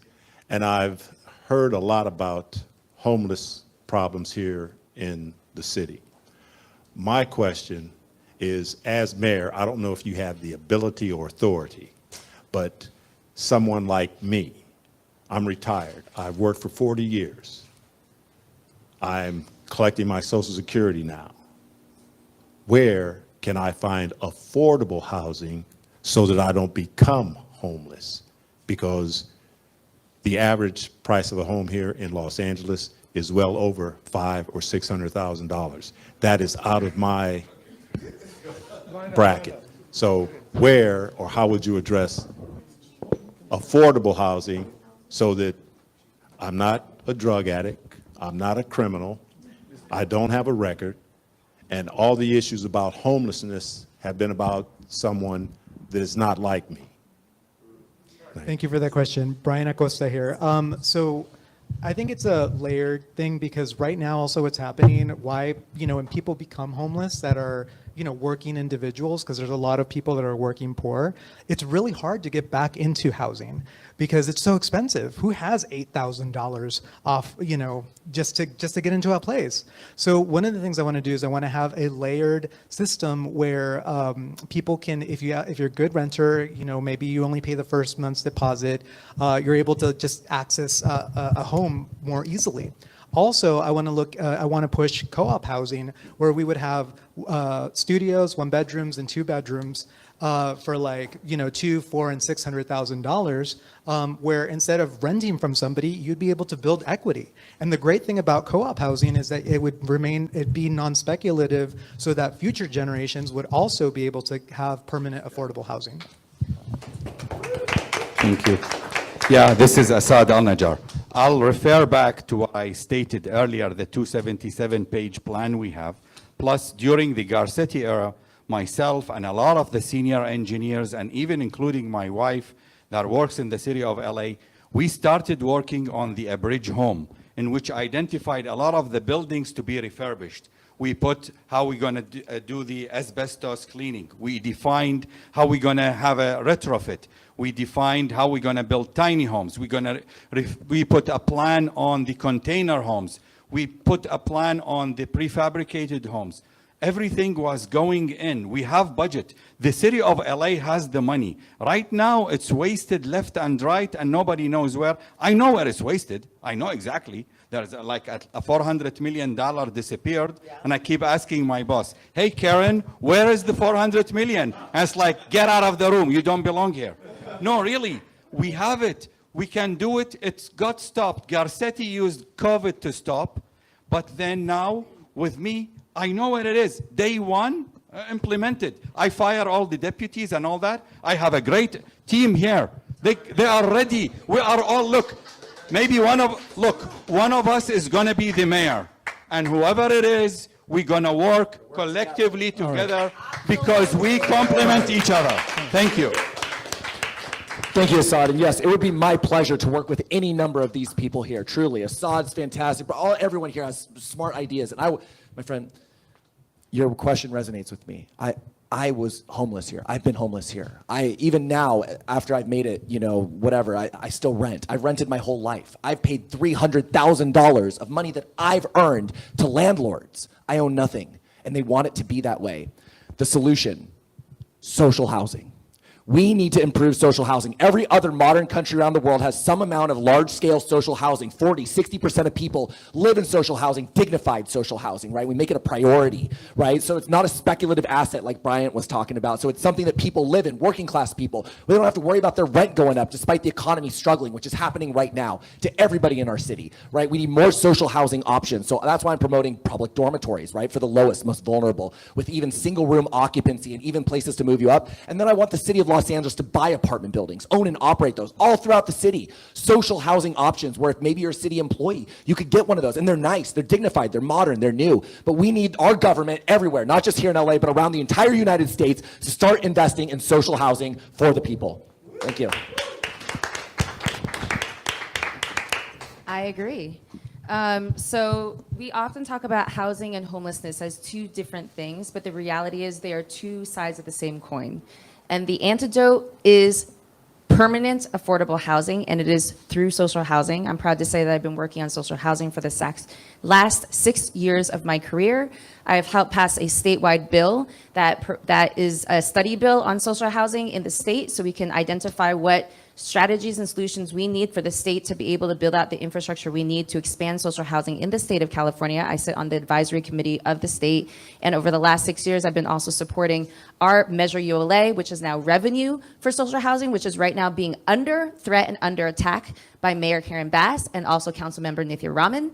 And we need to be able to ensure that we are protecting Measure ULA so that we can continue to use the $1 billion of revenue that will continue to expand to build housing. And let me tell everybody, because this is a conversation right now, ULA has not hurt our supply. In fact, we have had more apartments built over the last year than we ever had before, and we're going to continue to do that. So we need to expand social housing, and that is actually how we're going to be able to stabilize our own Angelenos to have housing. By the way, also tenant protections is something we need, so I'll plan on co-sponsoring a bill to repeal Costa Hawkins. I want to answer his specific question because his question was about him as a man who is aging and living off of Social Security. I worked with the CFB Foundation for many years, and what we do is we celebrate our elderly. When I traveled in Europe a lot, I saw a lot of elderly people out at the nightclubs and people chilling. My wife, she takes care of her grandmother. They're from Russia. She's taking care of her elderly grandmother. They're not putting them in homes because we find that the deterioration of the mind is happening in these homes. So my point is, the same way we have Medicare for like people who are above a certain age, we need Rent-A-Care for people who are above a certain age. And that's a program that's specifically designed to help people who are now living on Social Security, veterans. These are specific group of people that are really being overlooked because there are people that they feel are more in need than them. But the truth is that everyone has different needs. While I won't say social housing, social, this word scares me because we got the DSA creeping their way into our government through socialism. And we've got to be careful. We've got to be careful with words and manipulation. We are a sensationalized community, and we've got to understand America is under attack internationally from foreign special interests. Say what you want. I'm just telling you how I see it. I have the right to tell you, and you have the right to accept it or not, but do your research. Do your research. Next to the last, okay, go ahead. how are we going to lose a perfectly good nation like United States, prosperous nation? I think that we have a problem right now with affordability. When we have so many of these houses and even necessities in daily lives, food, all that is so expensive these days. And I see so many people are having difficulty. I mean, Social Security benefits, I don't know, that doesn't cover anything near what's required for daily living. I myself, I worked my butt off all my life. I barely bought some sort of house, and some, area that's not very expensive, okay, in my 60s. So it is what it is, but we need to get this thing in control, and then we want to make sure that our housings are affordable, and then we want to make sure that the permits are streamlined so that more houses are available for average people. And I think that's how we prevent a perfectly good society like ours from falling. Thank you. Hello, John Logsdon here. Make it 30 seconds here. Okay, first of all, I think rent control is the main key. That would be the key of what happens. You reach a certain age, and you're like retirement age, and it should just be capped. That's what I believe on that. Now, us working folk that are still out there, yeah, sure, it is what it is. But that's what I mean. I also think that we need to build. I know SB 79 is coming down. I don't want to be like going into all this, but I just want to say that I think that we need to actually build more in transit areas, create more housing stock that'll drive competition, which will actually create lower prices down the road. Thank you. We're going to have two more questions, and then we'll have closing comments. Hello, everyone. My name is Mohammed. I was born in Detroit. I recently moved to California to become an Angelino, Michelangelo. So I wanted to say, I had a comment and a question. My comment was that I believe that we don't have mayor candidates. We have presidential candidates all sitting up there. And I really wanted to say that we want to work together as humanity to solve the problems, starting with Los Angeles and then going to the world. My question is that I am Muslim, but we believe in everybody, as I consider myself a humanitarian. So my question to you is, how are you going to conquer Islamophobia, even if it's against any religion, in regards to spirituality? Because we believe in universal, the spirituality is universal. It's not tied down to a specific faction. It's tied down to all of humanity. So my question to all of you, I just want to say that I'm the spiritual leader of the Watts community. This is why I moved to California. And so they chose me to represent them spiritually. So we have the... Good question. For time's sake, let's get to answers. Thank you, Mo. So, being the Muslim candidate, I mean, I consider myself an American and Los Angeles, Angelino, and that's about it. But from the campaigning, I realized there is a lot of this Islamophobia going. Folks was asking me about Sharia law, and it's like, what the hell are you talking about? And things like that. But what I can do and what I have been doing is the past 11 years, I've been very active to get the church, the temple, and the Muslims all together. And you have to, this is a different even subject. Muslims are divided between Shiite and Sunni, and they don't even talk to each other, and things like that. So I brought all the religions together, and I continue to celebrate each of us together. Yes, there is books, but at the end of the day, we are all children of God. We are all united in faith, and our diversity is our uniqueness. Thank you.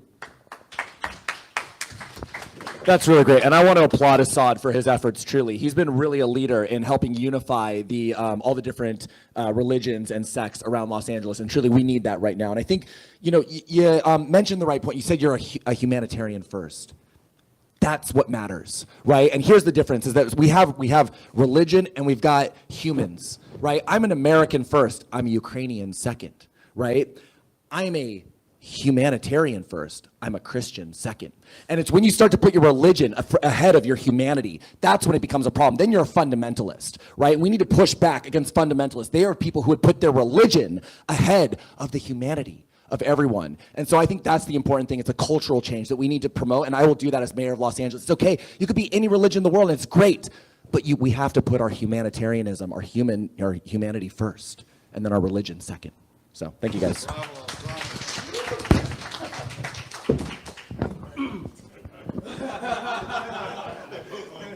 My name is Andrew Kim, and I want to remind you that there's a way to tell the good religion from bad religion. Okay, you see the fruit of what they're teaching, the fruit of their product. Let's see the product. If it's good, 9 times 10, it's good religion. I say to the Muslims, do the good work. Do the good work for the community. Raise your children correctly, and do the example for our community. And if you do that, then you'll be recognized. And then make more of Assad, people like Assad, okay? So that meant to be a joke. Anyway, so do that and then be good, and don't blow up airplane or enslave girls. What'd you say? That was very Islamophobic right there. Sorry, I was gonna speak, but now I feel like I just need a moment to process what just happened on a radio show. Woo. I gotta say, in the Harriet Tubman Center when you're here, no anti-Muslim stuff, no anti, no anti-Semitic, no anti-anything. All right,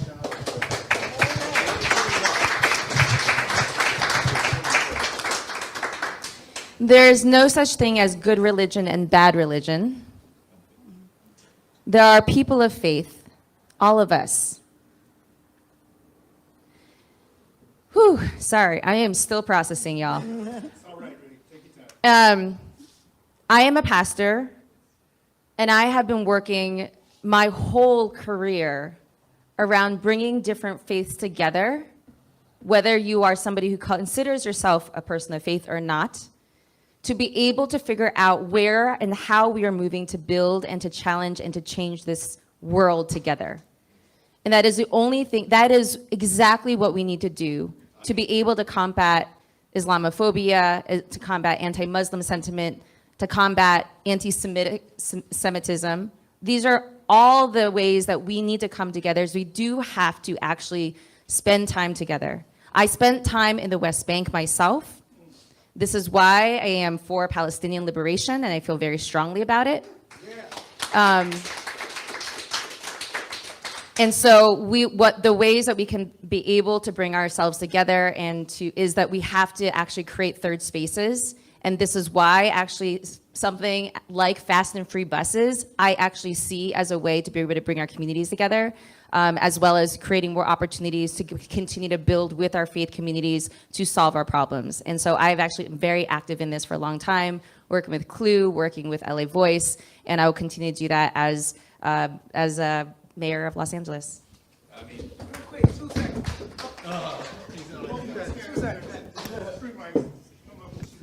Hello, Tish Hyman. I was in Israel on October 7th, 2023, when the war started. And this is what I got from all of this as an American here. We are Americans first. We are whatever we are after that second. No one deserves to be discriminated against. No one deserves any hate. There aren't any special groups that deserve more protection than any other group. We all should be protected as Americans here because we all want the same thing: prosperity, safety, and for our city and people to thrive. So for me, I look at it all like whatever religion you practice, that's on you. We're all Americans. We're human beings first, and we need to act as that. Even with the parties and political, we're human beings first. We need to get back to humanity. That's my thoughts on that. Thank you so much. Brian Acosta here.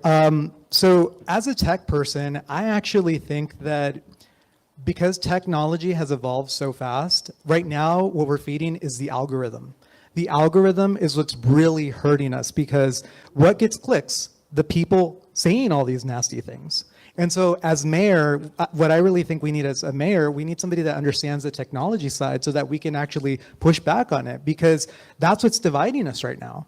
You know, it really is. You look at TikTok, you look at Instagram. I mean, even my ads right now, it's so homophobic. It's just so ugly. And so we need to be able to have a mayor that understands technology and takes the fight to the tech companies. That way we can start bringing down those walls and we can start really unifying in a way that makes sense.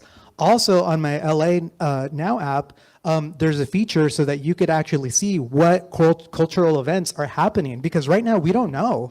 I would love to go to some Jewish bar mitzvahs or, you know, some Muslim temple activities, but we just don't know. It's always hidden. And so the app will make it easier to access that. And I just think we need somebody that can, you know, take a handle from a technology standpoint. All right, I'm John Logsdon. I just wanted to say, look at us mayoral candidates up here. Every single one of us is like, this is a diverse group, right? This is LA. This is what is amazing about this place. And it's also like we all come from different religions, backgrounds, cultures. So we all have to respect each other. That's the main thing. It's about love and how we are as humanity. That should be the first priority. I don't know who said that. Andre, I think you did. But you know what?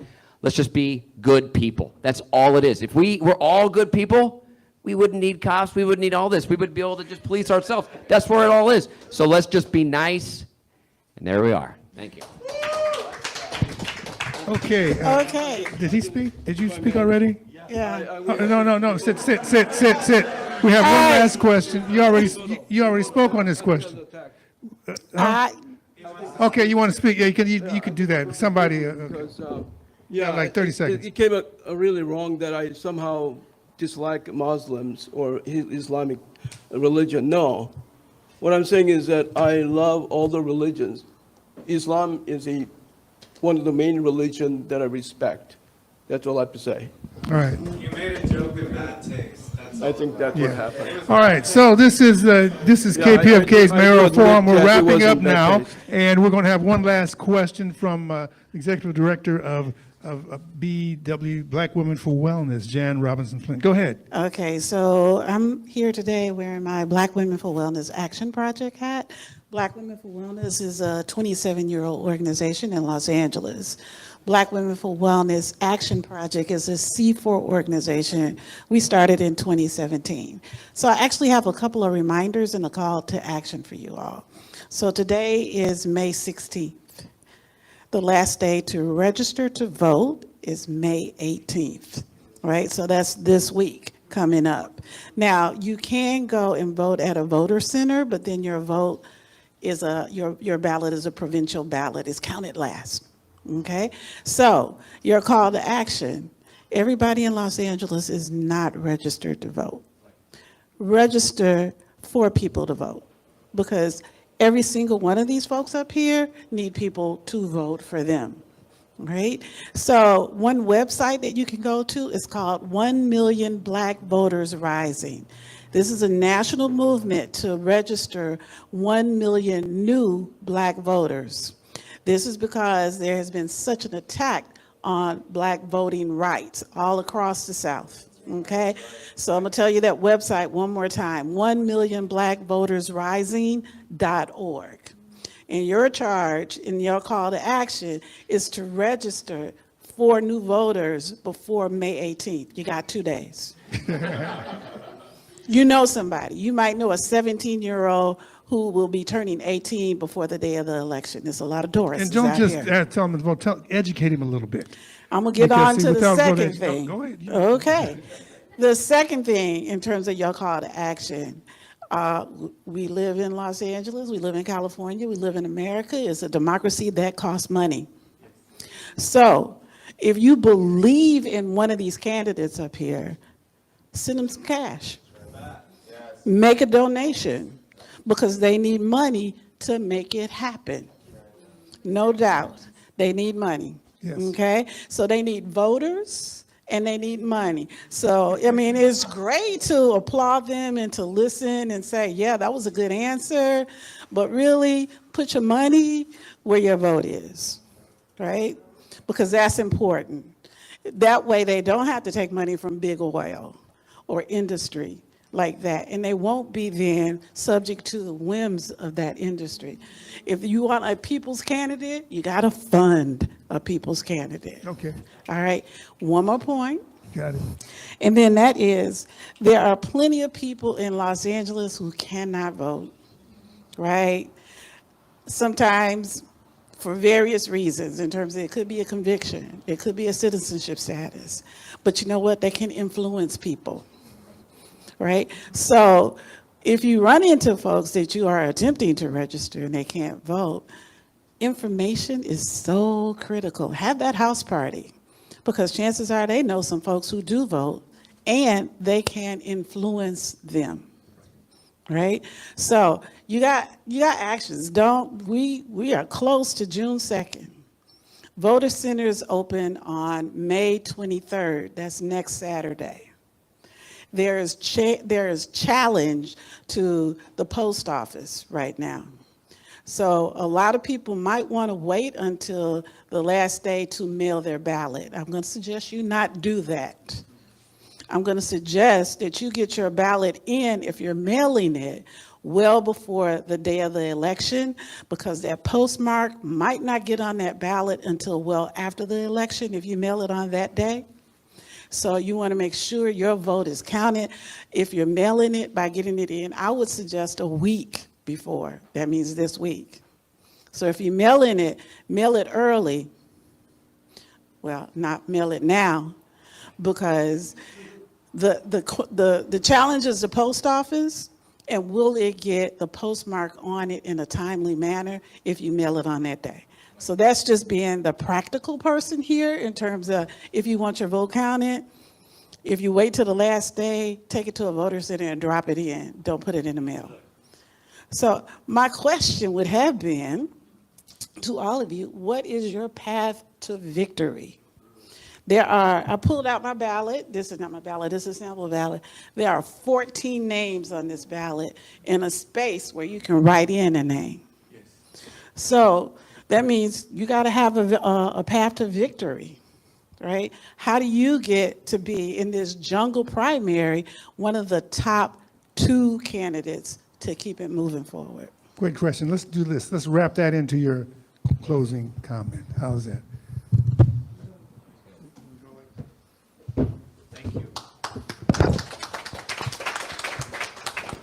Brian Acosta here. So campaigning, being on the campaign trail, talking to people, seeing how the media has treated this whole campaign, the reality is that money talks, status talks. I'm just a regular Joe. I didn't grow up from a limousine, watching the city from a limousine window. I grew up struggling. I grew up from, first generation. My parents were immigrants. And so I, really heavily rely on community. And that is one of the things that, for my campaign, that I've been relying on is the Latino community, the queer community, millennials. I mean, it's my generation that I'm fighting for. And that's what I'm bringing to the forefront is if we want generational change, that's what I'm offering in this race, because we need the systems of tomorrow today. We need the changes that our status quo people are never going to do. And so that's why I'm in this race, and that's why I'm relying on to get to the top 2 in this race. Thank you very much. Thank you. Assad Al-Najjar. Well, I renew my thanks to you guys for having this setup.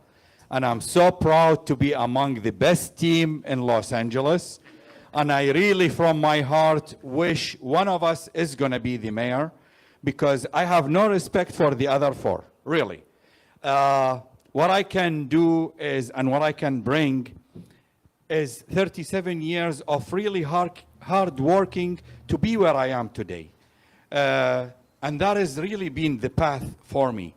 For many people, for many heritages, for many neighbors, you name it, anybody in not only United States, globally, I'm the 311, I'm the 411, and the 911, wherever it is. And I will continue that. It's an honor that I've been serving Angelenos and with my job 40 hours a week, and in volunteering 60 hours a week, and it's in my DNA. Regardless, I win or lose, for the next few years, I will still continue to serve you guys because my wife doesn't want me to retire, even though I am qualified. But it's an honor to serve Angelenos. It's in my DNA, and I love you all. Thank you. Hi, my name is Andrew Kim. Thank you for listening. Thanks for inviting me to this wonderful location, Harriet Tubman Center. I really respect this this center represents. My clear path to victory is stay focused, agenda-driven, issue-driven, that is. My homelessness issue is the foremost of my passion. We have a misguided policy, keep on making our homelessness a victim.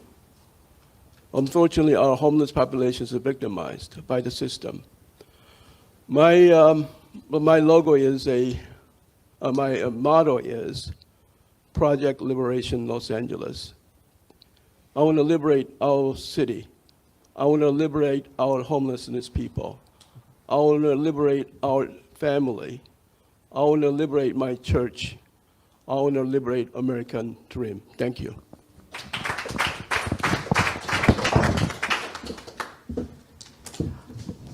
Hello, everybody.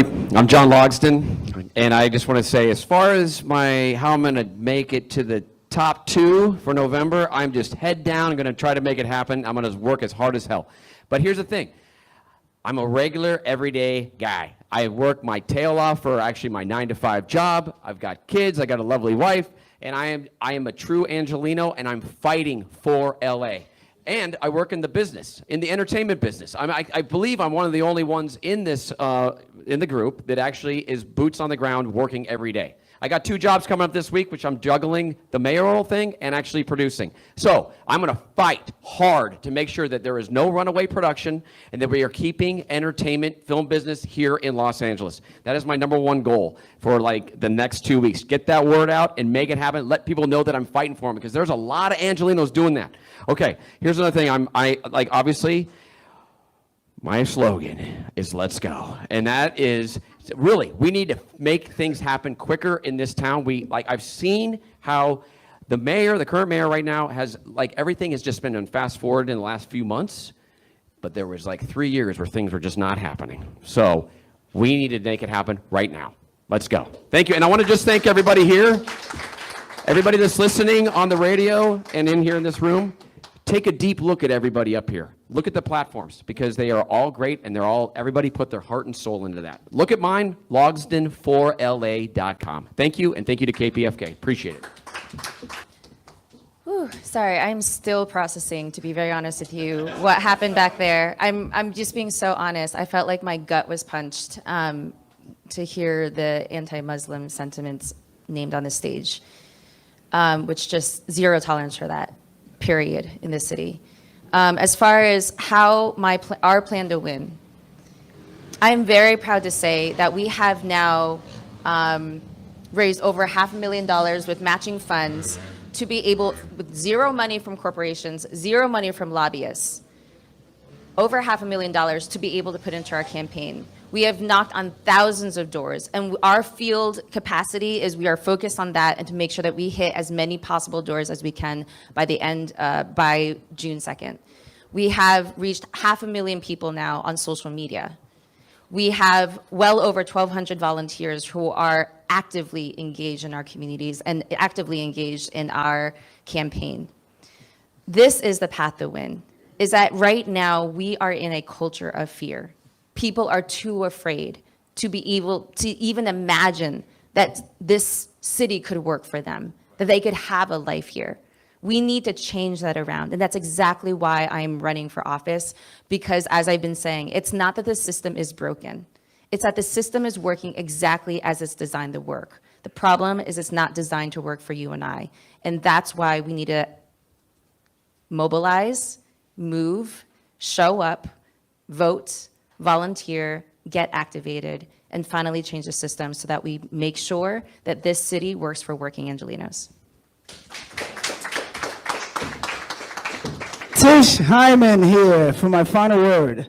And honestly, I'm already at the victory lap. Let me explain why. because I will never stop fighting for Los Angeles.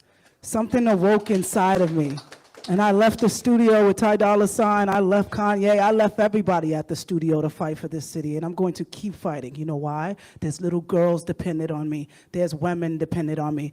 I know I've been in so many town halls where I see black people's history and our civil rights used as a mask for other people's agendas, and black people, we have a unique struggle in this country. Do not forget it. It is unlike anyone else's. It doesn't handicap us. It doesn't make us special, but it is unlike anyone else's. And I got tired of seeing all these other groups pair their struggle with black struggles. They are different. That is a fact. And I will be here fighting for this city forever. So I don't care about just this election. I'm going to bring $3 billion to Los Angeles annually anyway, because I already got the plan. And I already met with the people to make it happen. I love you guys. I'm fighting for this city. No DSA in LA. My name's Andre A. Salivra, and it would be my pleasure to serve you as your next mayor for Los Angeles. Look, this is a tough time. This is an important time. Seriously, this might be like the defining election of our generation. We need to take it seriously right now. I'm encouraging everybody, seriously, right now, tell people, don't vote for money in this election. Do not vote for money. Don't vote for Spencer Pratt. He's a nepotism baby. Don't vote for Karen Bass. She's the establishment, money Democrats. Don't vote for Adam Miller, the billionaire. Vote for an independent candidate. Look down ballot. Our campaign's doing phenomenally well. We've raised less than probably any other campaign. We've raised less than $20,000, and we're doing phenomenally well. We've connected with tens of thousands of voters. Why? Because I'm out there. I'm on the streets every day. Before I was here today, I was at the Red Bull Boxcar Derby. I connected with about 10,000 voters with our team of 6 volunteers. People are showing up for our campaign. Why? Because we got real solutions. Because I was born and raised here. I'm a product of this city. I was homeless here. I know what it's like to live and fight in LA, and I will always fight for our city. And we're doing phenomenally well. So if you like me, if you like our campaign, tell people about me. Say, hey, I'm voting for Andre on June 2nd. I'm voting for Andre. And that's how we're going to do it. I'm going to win this thing by doing what I've always done. That's depending on the people of my city. Vote for Andre Salivra for LA Mayor on June 2nd. Thank you. Thank y'all so much. I want to thank all the candidates that came and participated. Don't leave because I have some announcements to make. KPFK Media and Cut to the Chase present a candidate forum of LA's mayoral candidates. There's 3 ways to vote: by mail, by Dropbox, or in person. Thank you. Hello, thank you all for being here. My name is Ornella Barbara. I am host, producer, and DJ from KPFK, and I am producer for The Signal. Ray, very nice to meet you. We spoke this morning. You know I'm going to charge you for that. I'm going to charge you for that ad. I understand. Okay, so I'm very passionate about what I'm going to ask. What are you going to do about the tortured, starving, abandoned dogs and cats across Los Angeles? Have any of you actually visited Skid Row, animal shelters? Have you seen the suffering with your own eyes? These animals cannot talk. They cannot not ask for help. They cannot vote. They only wait for your help. Anybody want to? Okay, here we go. Thank you. Thank you. Assad Al-Najjar. Well, since I work for the city for 37 years and volunteer at the same time through the Empower LA Neighborhood Councils, the past 2 decades, I work very close with the homeless from San Pedro all the way to where I live in Porter Ranch. And I do visit all the animal shelters. I work close with all the volunteers.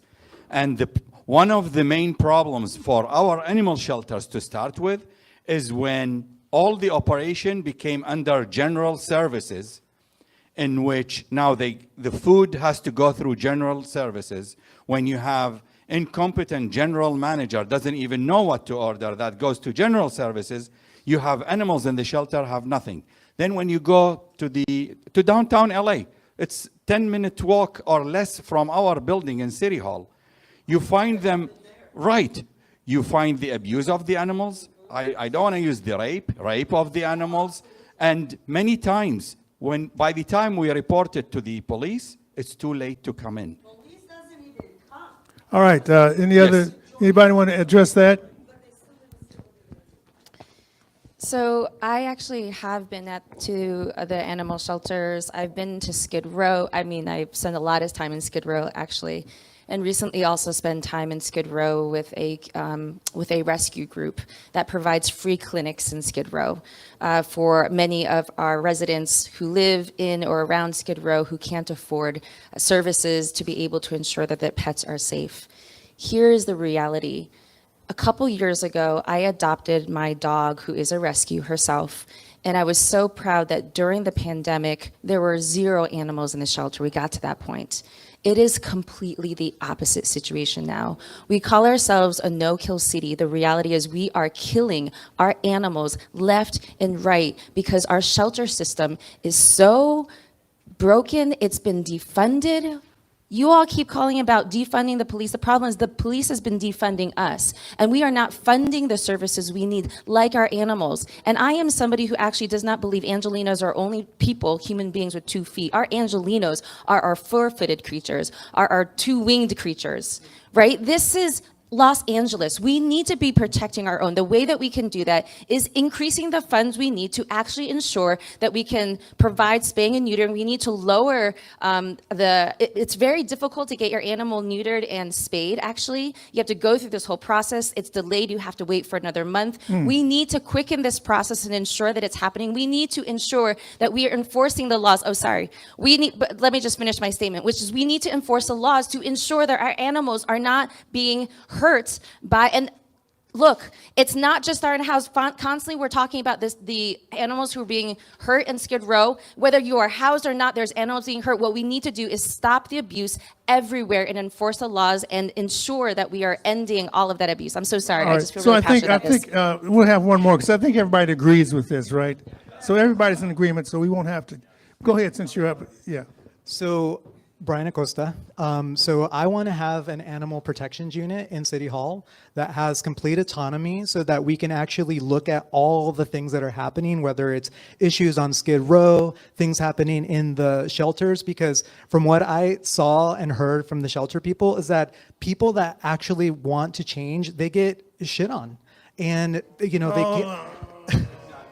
Really? I got to edit that. Really? I have to edit that out. Oh. Are you? Sorry.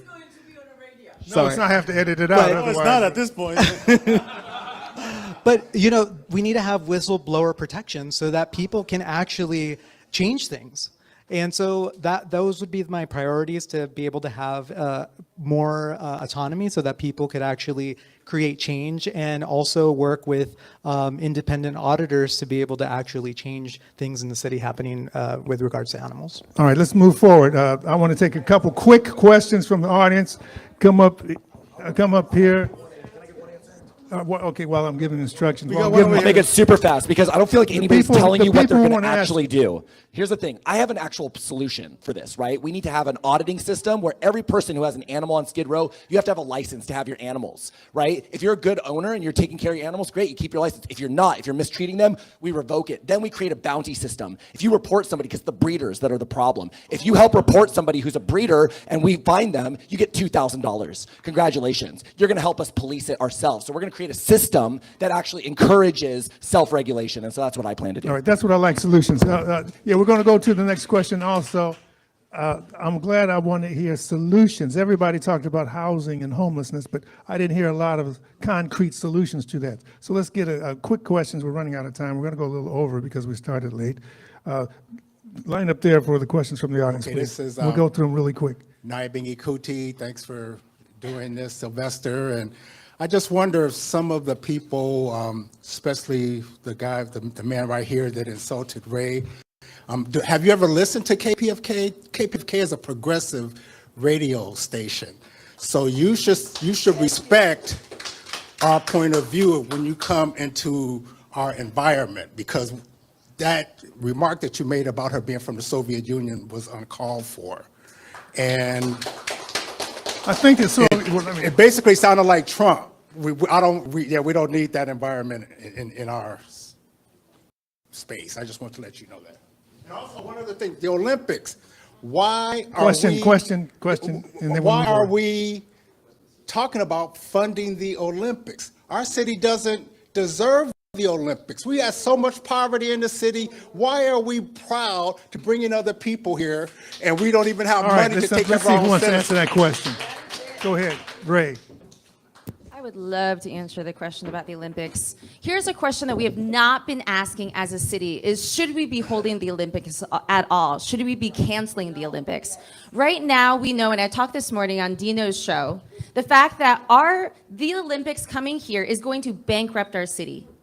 We already know that. We, Angelinos, are going to be on the hook for the hundreds of the billions of dollars that we're going to have to owe after it's done. We have not seen the budget come through, so we are at risk of that. Second, we know already that surveillance has already increased in our city, and surveillance will continue to increase in our city, just as it has from Paris. The problem with surveillance, a lot of you have talked about surveillance here that is going to protect us. Let me tell you, it's actually quite the opposite. Surveillance is used by ICE to be able to identify our own immigrant families to take them away. This is a problem. Surveillance has been used by Texas sheriffs to be able to find people who have crossed the borders to get an abortion because they don't feel safe in their own state, and they've been used that to identify them. I'm sorry, surveillance is a problem. Third, our immigrants, our communities are already under threat. Federal agents will be increased in our city as we move towards the Olympics, and then further, the LAPD will come under federal control. Do we want that happening? They will have access to all of our information.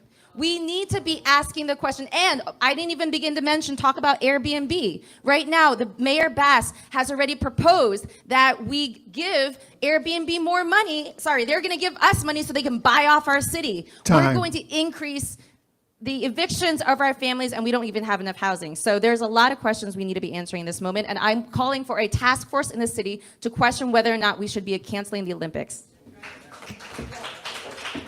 Thank you, Ray. I'm John Logsdon, and I am pro-Olympic. So that's why we have a democracy here, so we can actually talk about these things. So here's the thing. I think the Olympics are a gift for our city, for sure. This is Los Angeles, and this is going to be the third time the Olympics are coming here. Right now, think about it. We just had the games in Paris. How many people saw that on TV and want to go and actually visit Paris? Having the Olympics here is not just about those 2 weeks. It's actually an investment for the next 10 years. People are going to want to come here. That's tax basis for people coming and visiting Los Angeles, going to their restaurants, going to hotels. That's what it is. Tourism dollars drives revenue, which drives taxes. Perfect. Olympics, let's go. All right. Listen, guys, I'm pro-Olympics, and I'll tell you why. I'm a businesswoman, and I understand what the worry is. But the truth is with the right mayor and the right leadership, this can be a big cash cow for us. This will help us a lot. What Karen Bass suggested was building TV screens so everybody could watch it online for free. I'm like, no. Let's open up our doors to our restaurants. Let's open up the businesses that close down, bring in pop-ups, and get people to buy stuff. People are going to come here from all over the world, and that's going to bring an economy boost to us. I know it might not seem like it now because we haven't even gotten into the particulars yet, but it will. And honestly, I'm an economy girl. I have so many plans to bring money to our city that we will cut city tax within my third year of being mayor because I'm creative. Creativity is something that is lacking in our government. People don't know how to create revenue streams. They only know how to tax us to death. And I'm totally against taxing us to death. We need the Olympics, but we need good leadership. We need to know how it does. And, I just want to say, Ray is serious when she says that she's not about following systems. She's went over her time every single time she grabbed this mic. And so I think if you want somebody who don't follow systems, she's right there with it. Guys, listen, we need the Olympics.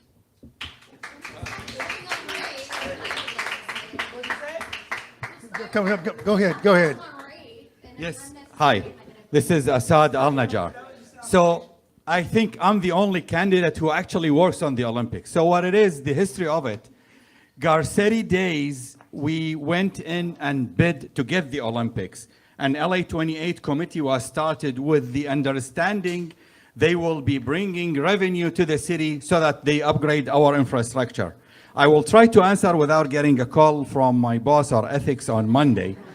But the reality is LA 28 committee all of a sudden has a change of heart going, you fix your city.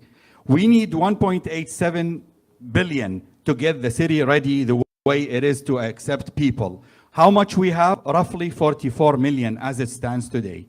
I work very hard with the Department of Justice, with the police and all that to get the city ready, but Without being the mayor, and I get sworn in December, I will have 14 months to get the city ready. Any other mayor, with due respect, will have really impossible time because I have a decade working on it.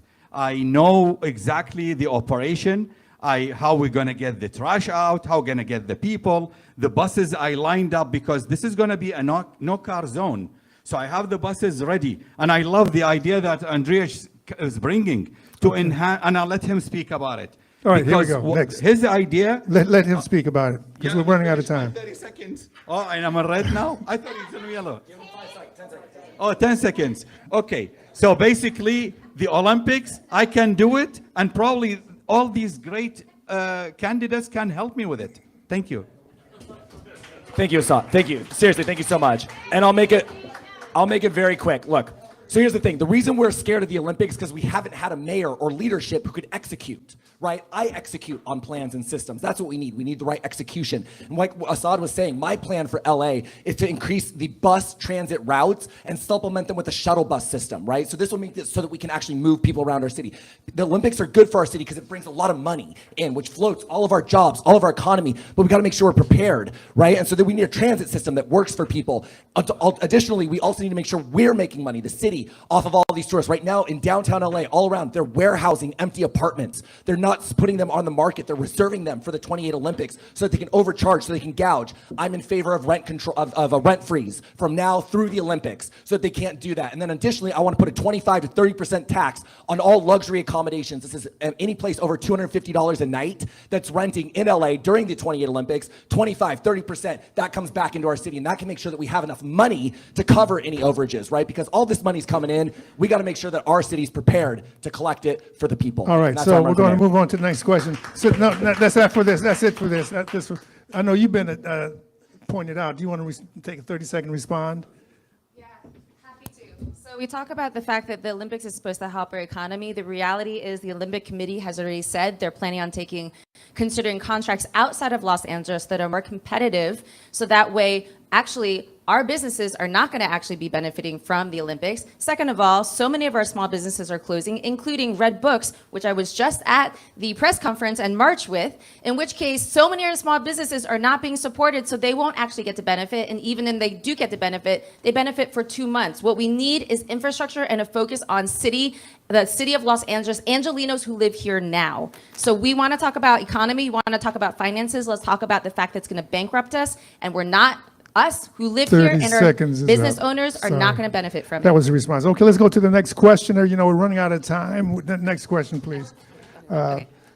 We want the next question because we're running out of time. We started late. Sorry, this John is is here actually from the Harriet Tubman Center for Social Justice. He might let us go over it, but we'll see. This is going to be a weighty question. So we've kind of touched on this here and there, but one of our biggest problems in LA is that there's over 40,000 unhoused people in this city. And the current mayor's solution, which seems like a one-size-fits-all, is called Inside Safe. It's extremely expensive, and the success rate has been abysmal. So what I would like to hear is, what are either fresh ideas that you guys are going to be bringing to solve this problem or modifying the current existing system? Thank you so much. Okay, so this is actually one of my top platform policy points. I want the city of Los Angeles to own and operate LA City-run public dormitories. The city of Los Angeles will purchase underused commercial and office spaces and convert these into 500, 600 beds at a time with wraparound social services on the ground floor. The LA Mission's already doing it. The cost is $15,000 to $25,000 per person per year, as opposed to $80,000 plus for Inside Safe. And we can use those savings to provide social services, mental health, addiction counseling and treatment, jobs training and placement, legal defense services, medical, right? That employs people. Instead of spending $500,000 putting somebody in a box, expecting them to fix themselves, we need to create a social situation, a social hospital for people where anybody whose life is broken can go there and get the social services they need, get a fresh bed, get a hot meal, get a hot shower, where we can take care of them at an affordable rate. Thank you. Yes, hi, this is Assad Al-Najjar. So being one of the lead engineers in the city of LA, we do not need to reinvent the wheel. We have a plan we developed back in Villagrosa days. It got signed November 2015. Yes, 10 years old, but it's still operational. It got adopted partially by LA County. My colleague, Mayor Lair Agran in Irvine is implementing it, and as you go there, you see it's working. Mayor of Beverly Hills. It addresses to the grassroots of the problem. First, it addresses the homeless families before they actually go homeless. It addresses the veterans. I will start renegotiating what we failed to accomplish Garcetti days, which is to get the veteran hospitals with the clinics that we could utilize immediately with alcoholism and the other programs. Yes, I saw the red. Thank you. Well, the homelessness problem is the major issue of my campaign. This is Andrew Kim. Because we have Ms. Bass, who has been, from the last 4 years ago, she said LA is in crisis because the homeless problem is such a crisis that it requires a state of emergency decree by the mayor from the day one. But that has not occurred, or that occurred, but it has not been effective. The reason why our homelessness problem still goes on like this is because of the misguided policy of housing first, as mentioned by this lady. It is recovery first that need to be instituted. We need a 12-step program or such that we can have these people to get independent living after going through the steps. Not handout, but hand up. We need to give them a fresh start and a productive living. Thank you. Hello, Tish Hyman again. Well, I think I've done my plan out in phases. The first thing I would do is the first year I would spend time organizing the facilities. There are rehabilitation facilities we need mental health facilities, we need facilities for families who are just suffering on hard times. There are different type of people out on the streets and that are homeless. They're not all on drugs, they're not all alcoholics, they're not all mentally ill, and they're not all just, out there just living on the streets because they want to. Some of them are falling on hard times. What needs to happen is mandatory long-term treatment. And we need to build out the facilities. And we need to send a triage down there to find out the exact number of who's doing what and who's going through what. In regard to the dog problem that we have there, that I've been to Skid Row for at least, I don't know, in the last 6 years, I've been out there at least every other Christmas. And I'm telling you right now, if we get to the core root of the problem, which are sick people, help them get well, they won't be there abusing dogs because they'll be in the treatment centers. We have to get to the root of the problem. It's bigger than the dogs. It's the human beings underneath. We need mandatory rehabilitation, wraparound services. Thank you so much. All right. Hey everybody, I'm John Logsdon again. First of all, everybody up here has a big heart. This homeless thing, I got to be honest, we all know it. It's just a huge issue. We all think about it and how to come up with our own platform to make change. So here's the deal. We definitely need to tackle the root problems of homelessness, which is the safety nets. We need to make sure that we stop the homeless from actually happening. But there's so many different pronged approaches. We need to stop the addiction part of it is a big issue, and so is the actual mental health component. We need to have facilities for that, and we need to mandate that people, if someone's refusing service time and time again, and they're found inebriated on the streets, we need to have a place for them to go, and it just needs to happen. We can't ask somebody 100 times, and then they say and they refuse, if they can even refuse. So we need to take a humanitarian approach, be very empathetic to this, but at the same time, we need to speed up this process. My campaign slogan is "Let's go," and I'm telling you, we need to make it happen quicker. Cut some red tape, make it happen. Let's go. You want to answer this? Are you good? Yeah, if there's time. Yeah, then we're going to go to the next question. So when it comes to homelessness, the way that we need to, housing first policies work. It is researched, it works in other cities, and we need to actually focus on it. We need to repeal 4118 because it just pushes people who don't have a home from one side of the street to the other. It displaces them, it destabilizes them over and over again. I've been very connected closely to the recovery community for a long time. What we need to do is stabilize people, if they're in needing recovery, stabilize people and support them so they have stable housing so they can work on their recovery journey. The way that we get people out the streets is we be able to support them with a street team, supporting them, building that trust that they have lost. We move them, we need to get rid of the Inside Safe program. It's hundreds of millions of dollars going into a program that is not working and is a waste of our money, has no end in sight. Instead, we need to use all those dollars that we're using on 4118, which is expensive, inhumane, and doesn't work, spending all that money into Inside Safe and put it into real resources and into permanent supportive housing, such as social housing, which is what I'm advocating for, so that we have permanent housing solutions and permanent stability for everybody.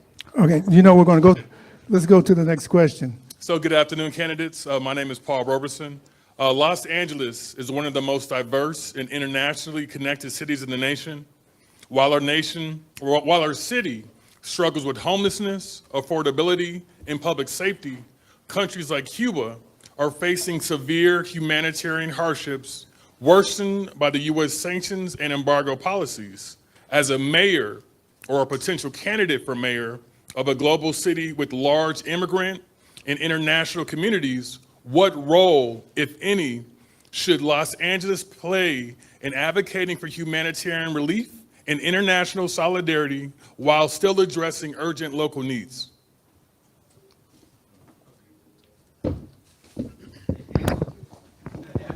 I'll be good this time. Brian Acosta.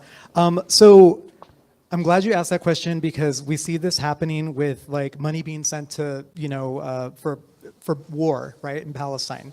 It's all connected. It's all the same thing. So one of the things that I'd want to look at as mayor is taking defunding some of those places where money is being allocated to go to war, to go to places that are hurting our neighbors and hurting international, because our money, it's our money that's going to hurt these people. So looking at contracts, looking at organizations that are going to sending money to send these things and make these things these things horrible on the national stage. So as mayor, I would definitely bring that to the forefront and make sure that our money stays here and helps people. This is Assad Al-Najjar.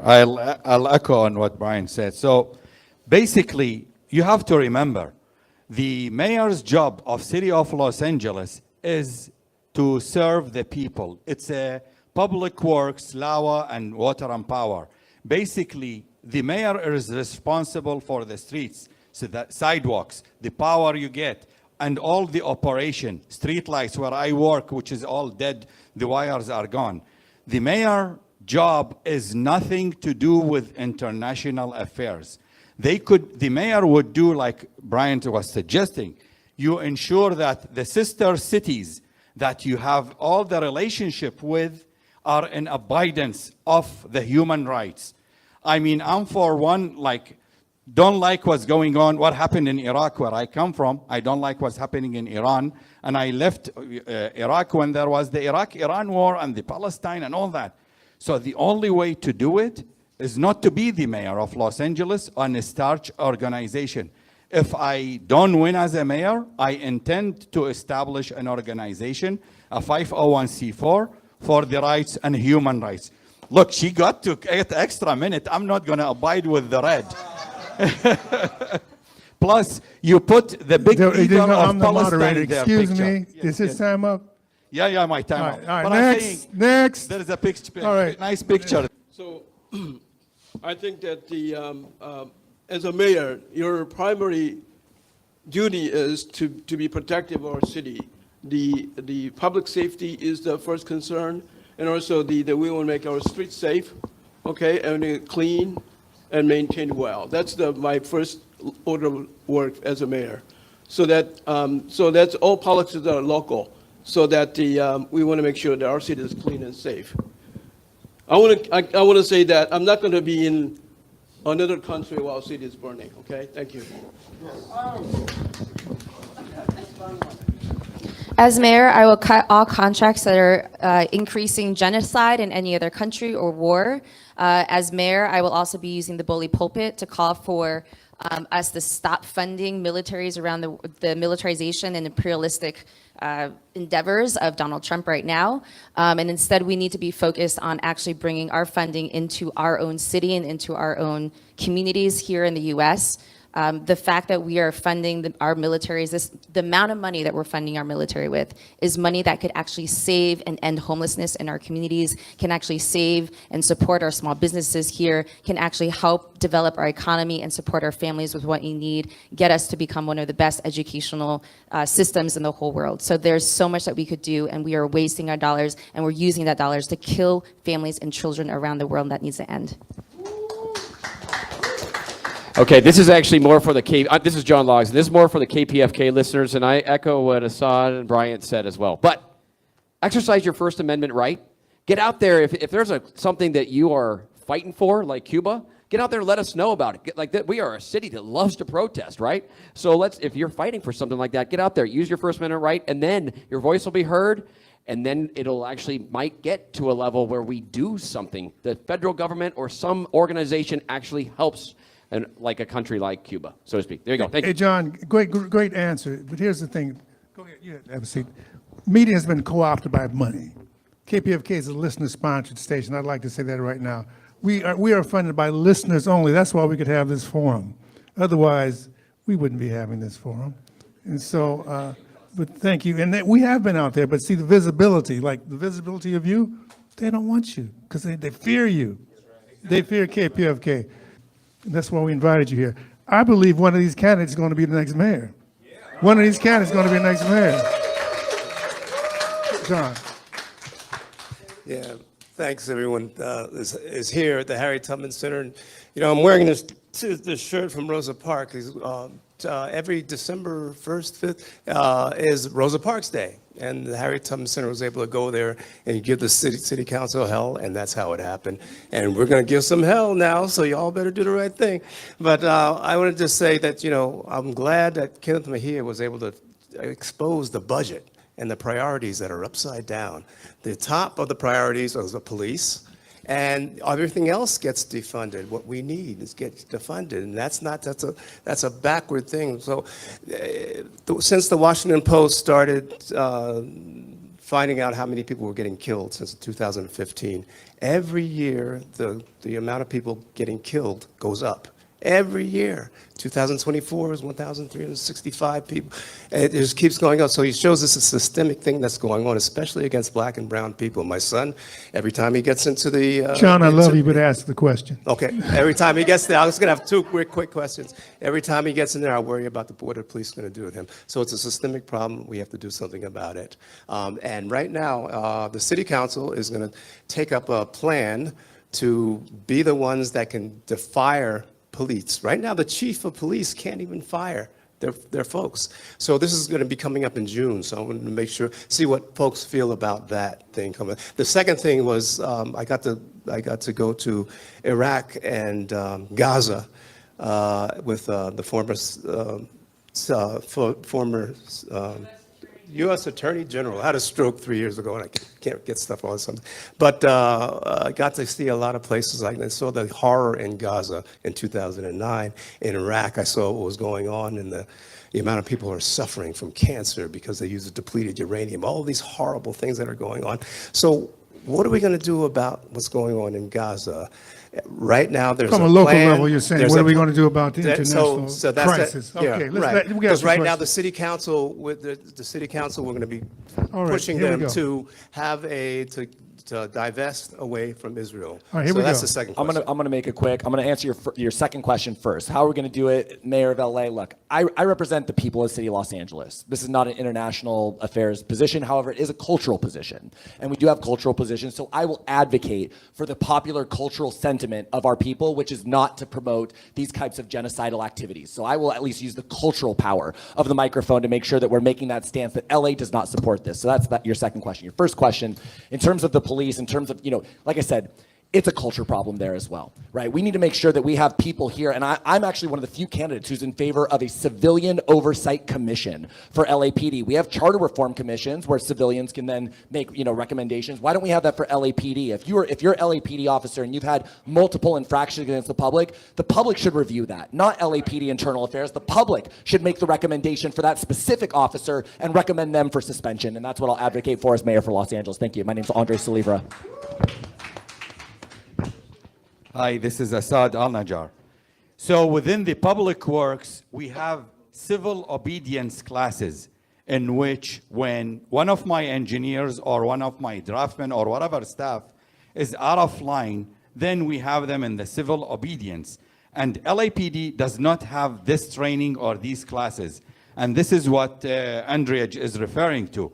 So whatever the success stories we are having within public works should be implemented immediately in LAPD. There is no reason for the courses that is working in public works not to work in LAPD.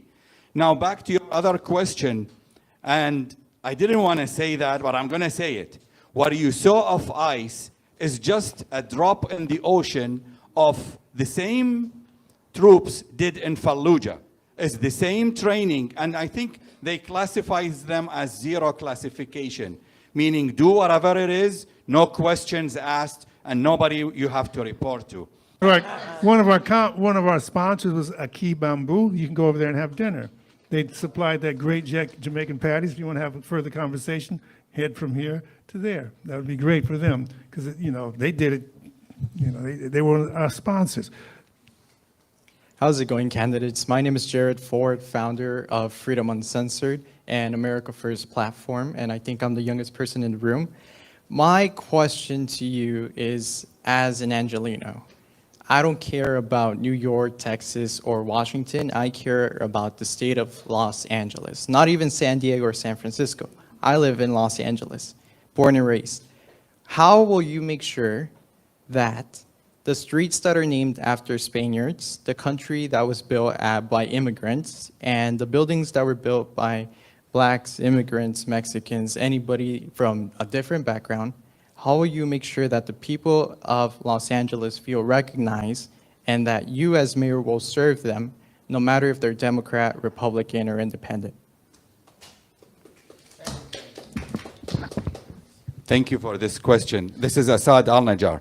So working 37 years under the planning, the different plans, the 2020, the 2030, the 2050, and believe it or not, I'm still working on the 2060, even though I don't think I'm going to see it. But we do actually recognize all the diversified heritages in the Los Angeles area. And that's why we name cities, we name suburbs, we name a lot of the alleys to attribute all the cultures, to attribute all the great leaders we have here in Los Angeles. And actually, I am one of the advocates for the Made in Los Angeles label. When we did the trains here and we sold it to Qatar, they had the label on them, Made in Los Angeles, designed in Los Angeles. So in the planning, it is in there. Maybe it's slow because of all the other mayors are not pushing it, but under my leadership, I will push to have all the countries of the world represented in Los Angeles. Thank you. Thank you for the question. This is Andrew Kim.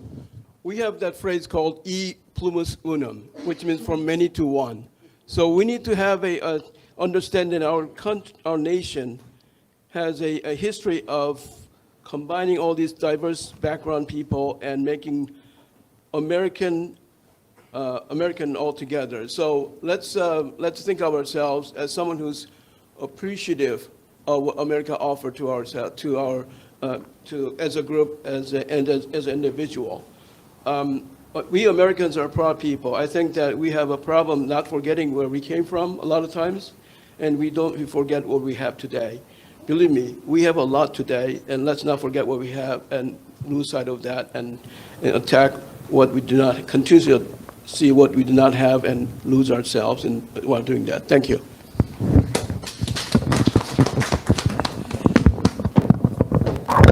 Mr. Kim, that was That was a mouthful. I really appreciate that. And you are my dream, young man. You are my dream. I'm working so hard because I want people your age. I want everybody young to get involved in politics because it's your future that we're here fighting for. So I'm so happy to see you here. Honestly, I don't know what I would do. I would have somebody like you tell me about it, and I'd be like, well, let's create a monthly program. I'm all about cultural activations. I'm all about exploring and celebrating our people, but we are all American. And that is what we need to remember at the core of us. We're all from different places, but like Kim said, we're forgetting what we have here. We have to celebrate our country. I've traveled all throughout Europe, Japan, and I'm telling you right now, we have the best country in the world. Unless you leave, you do not realize how blessed we are here as one nation, under God, indivisible, with liberty and justice for all. Especially if you got money.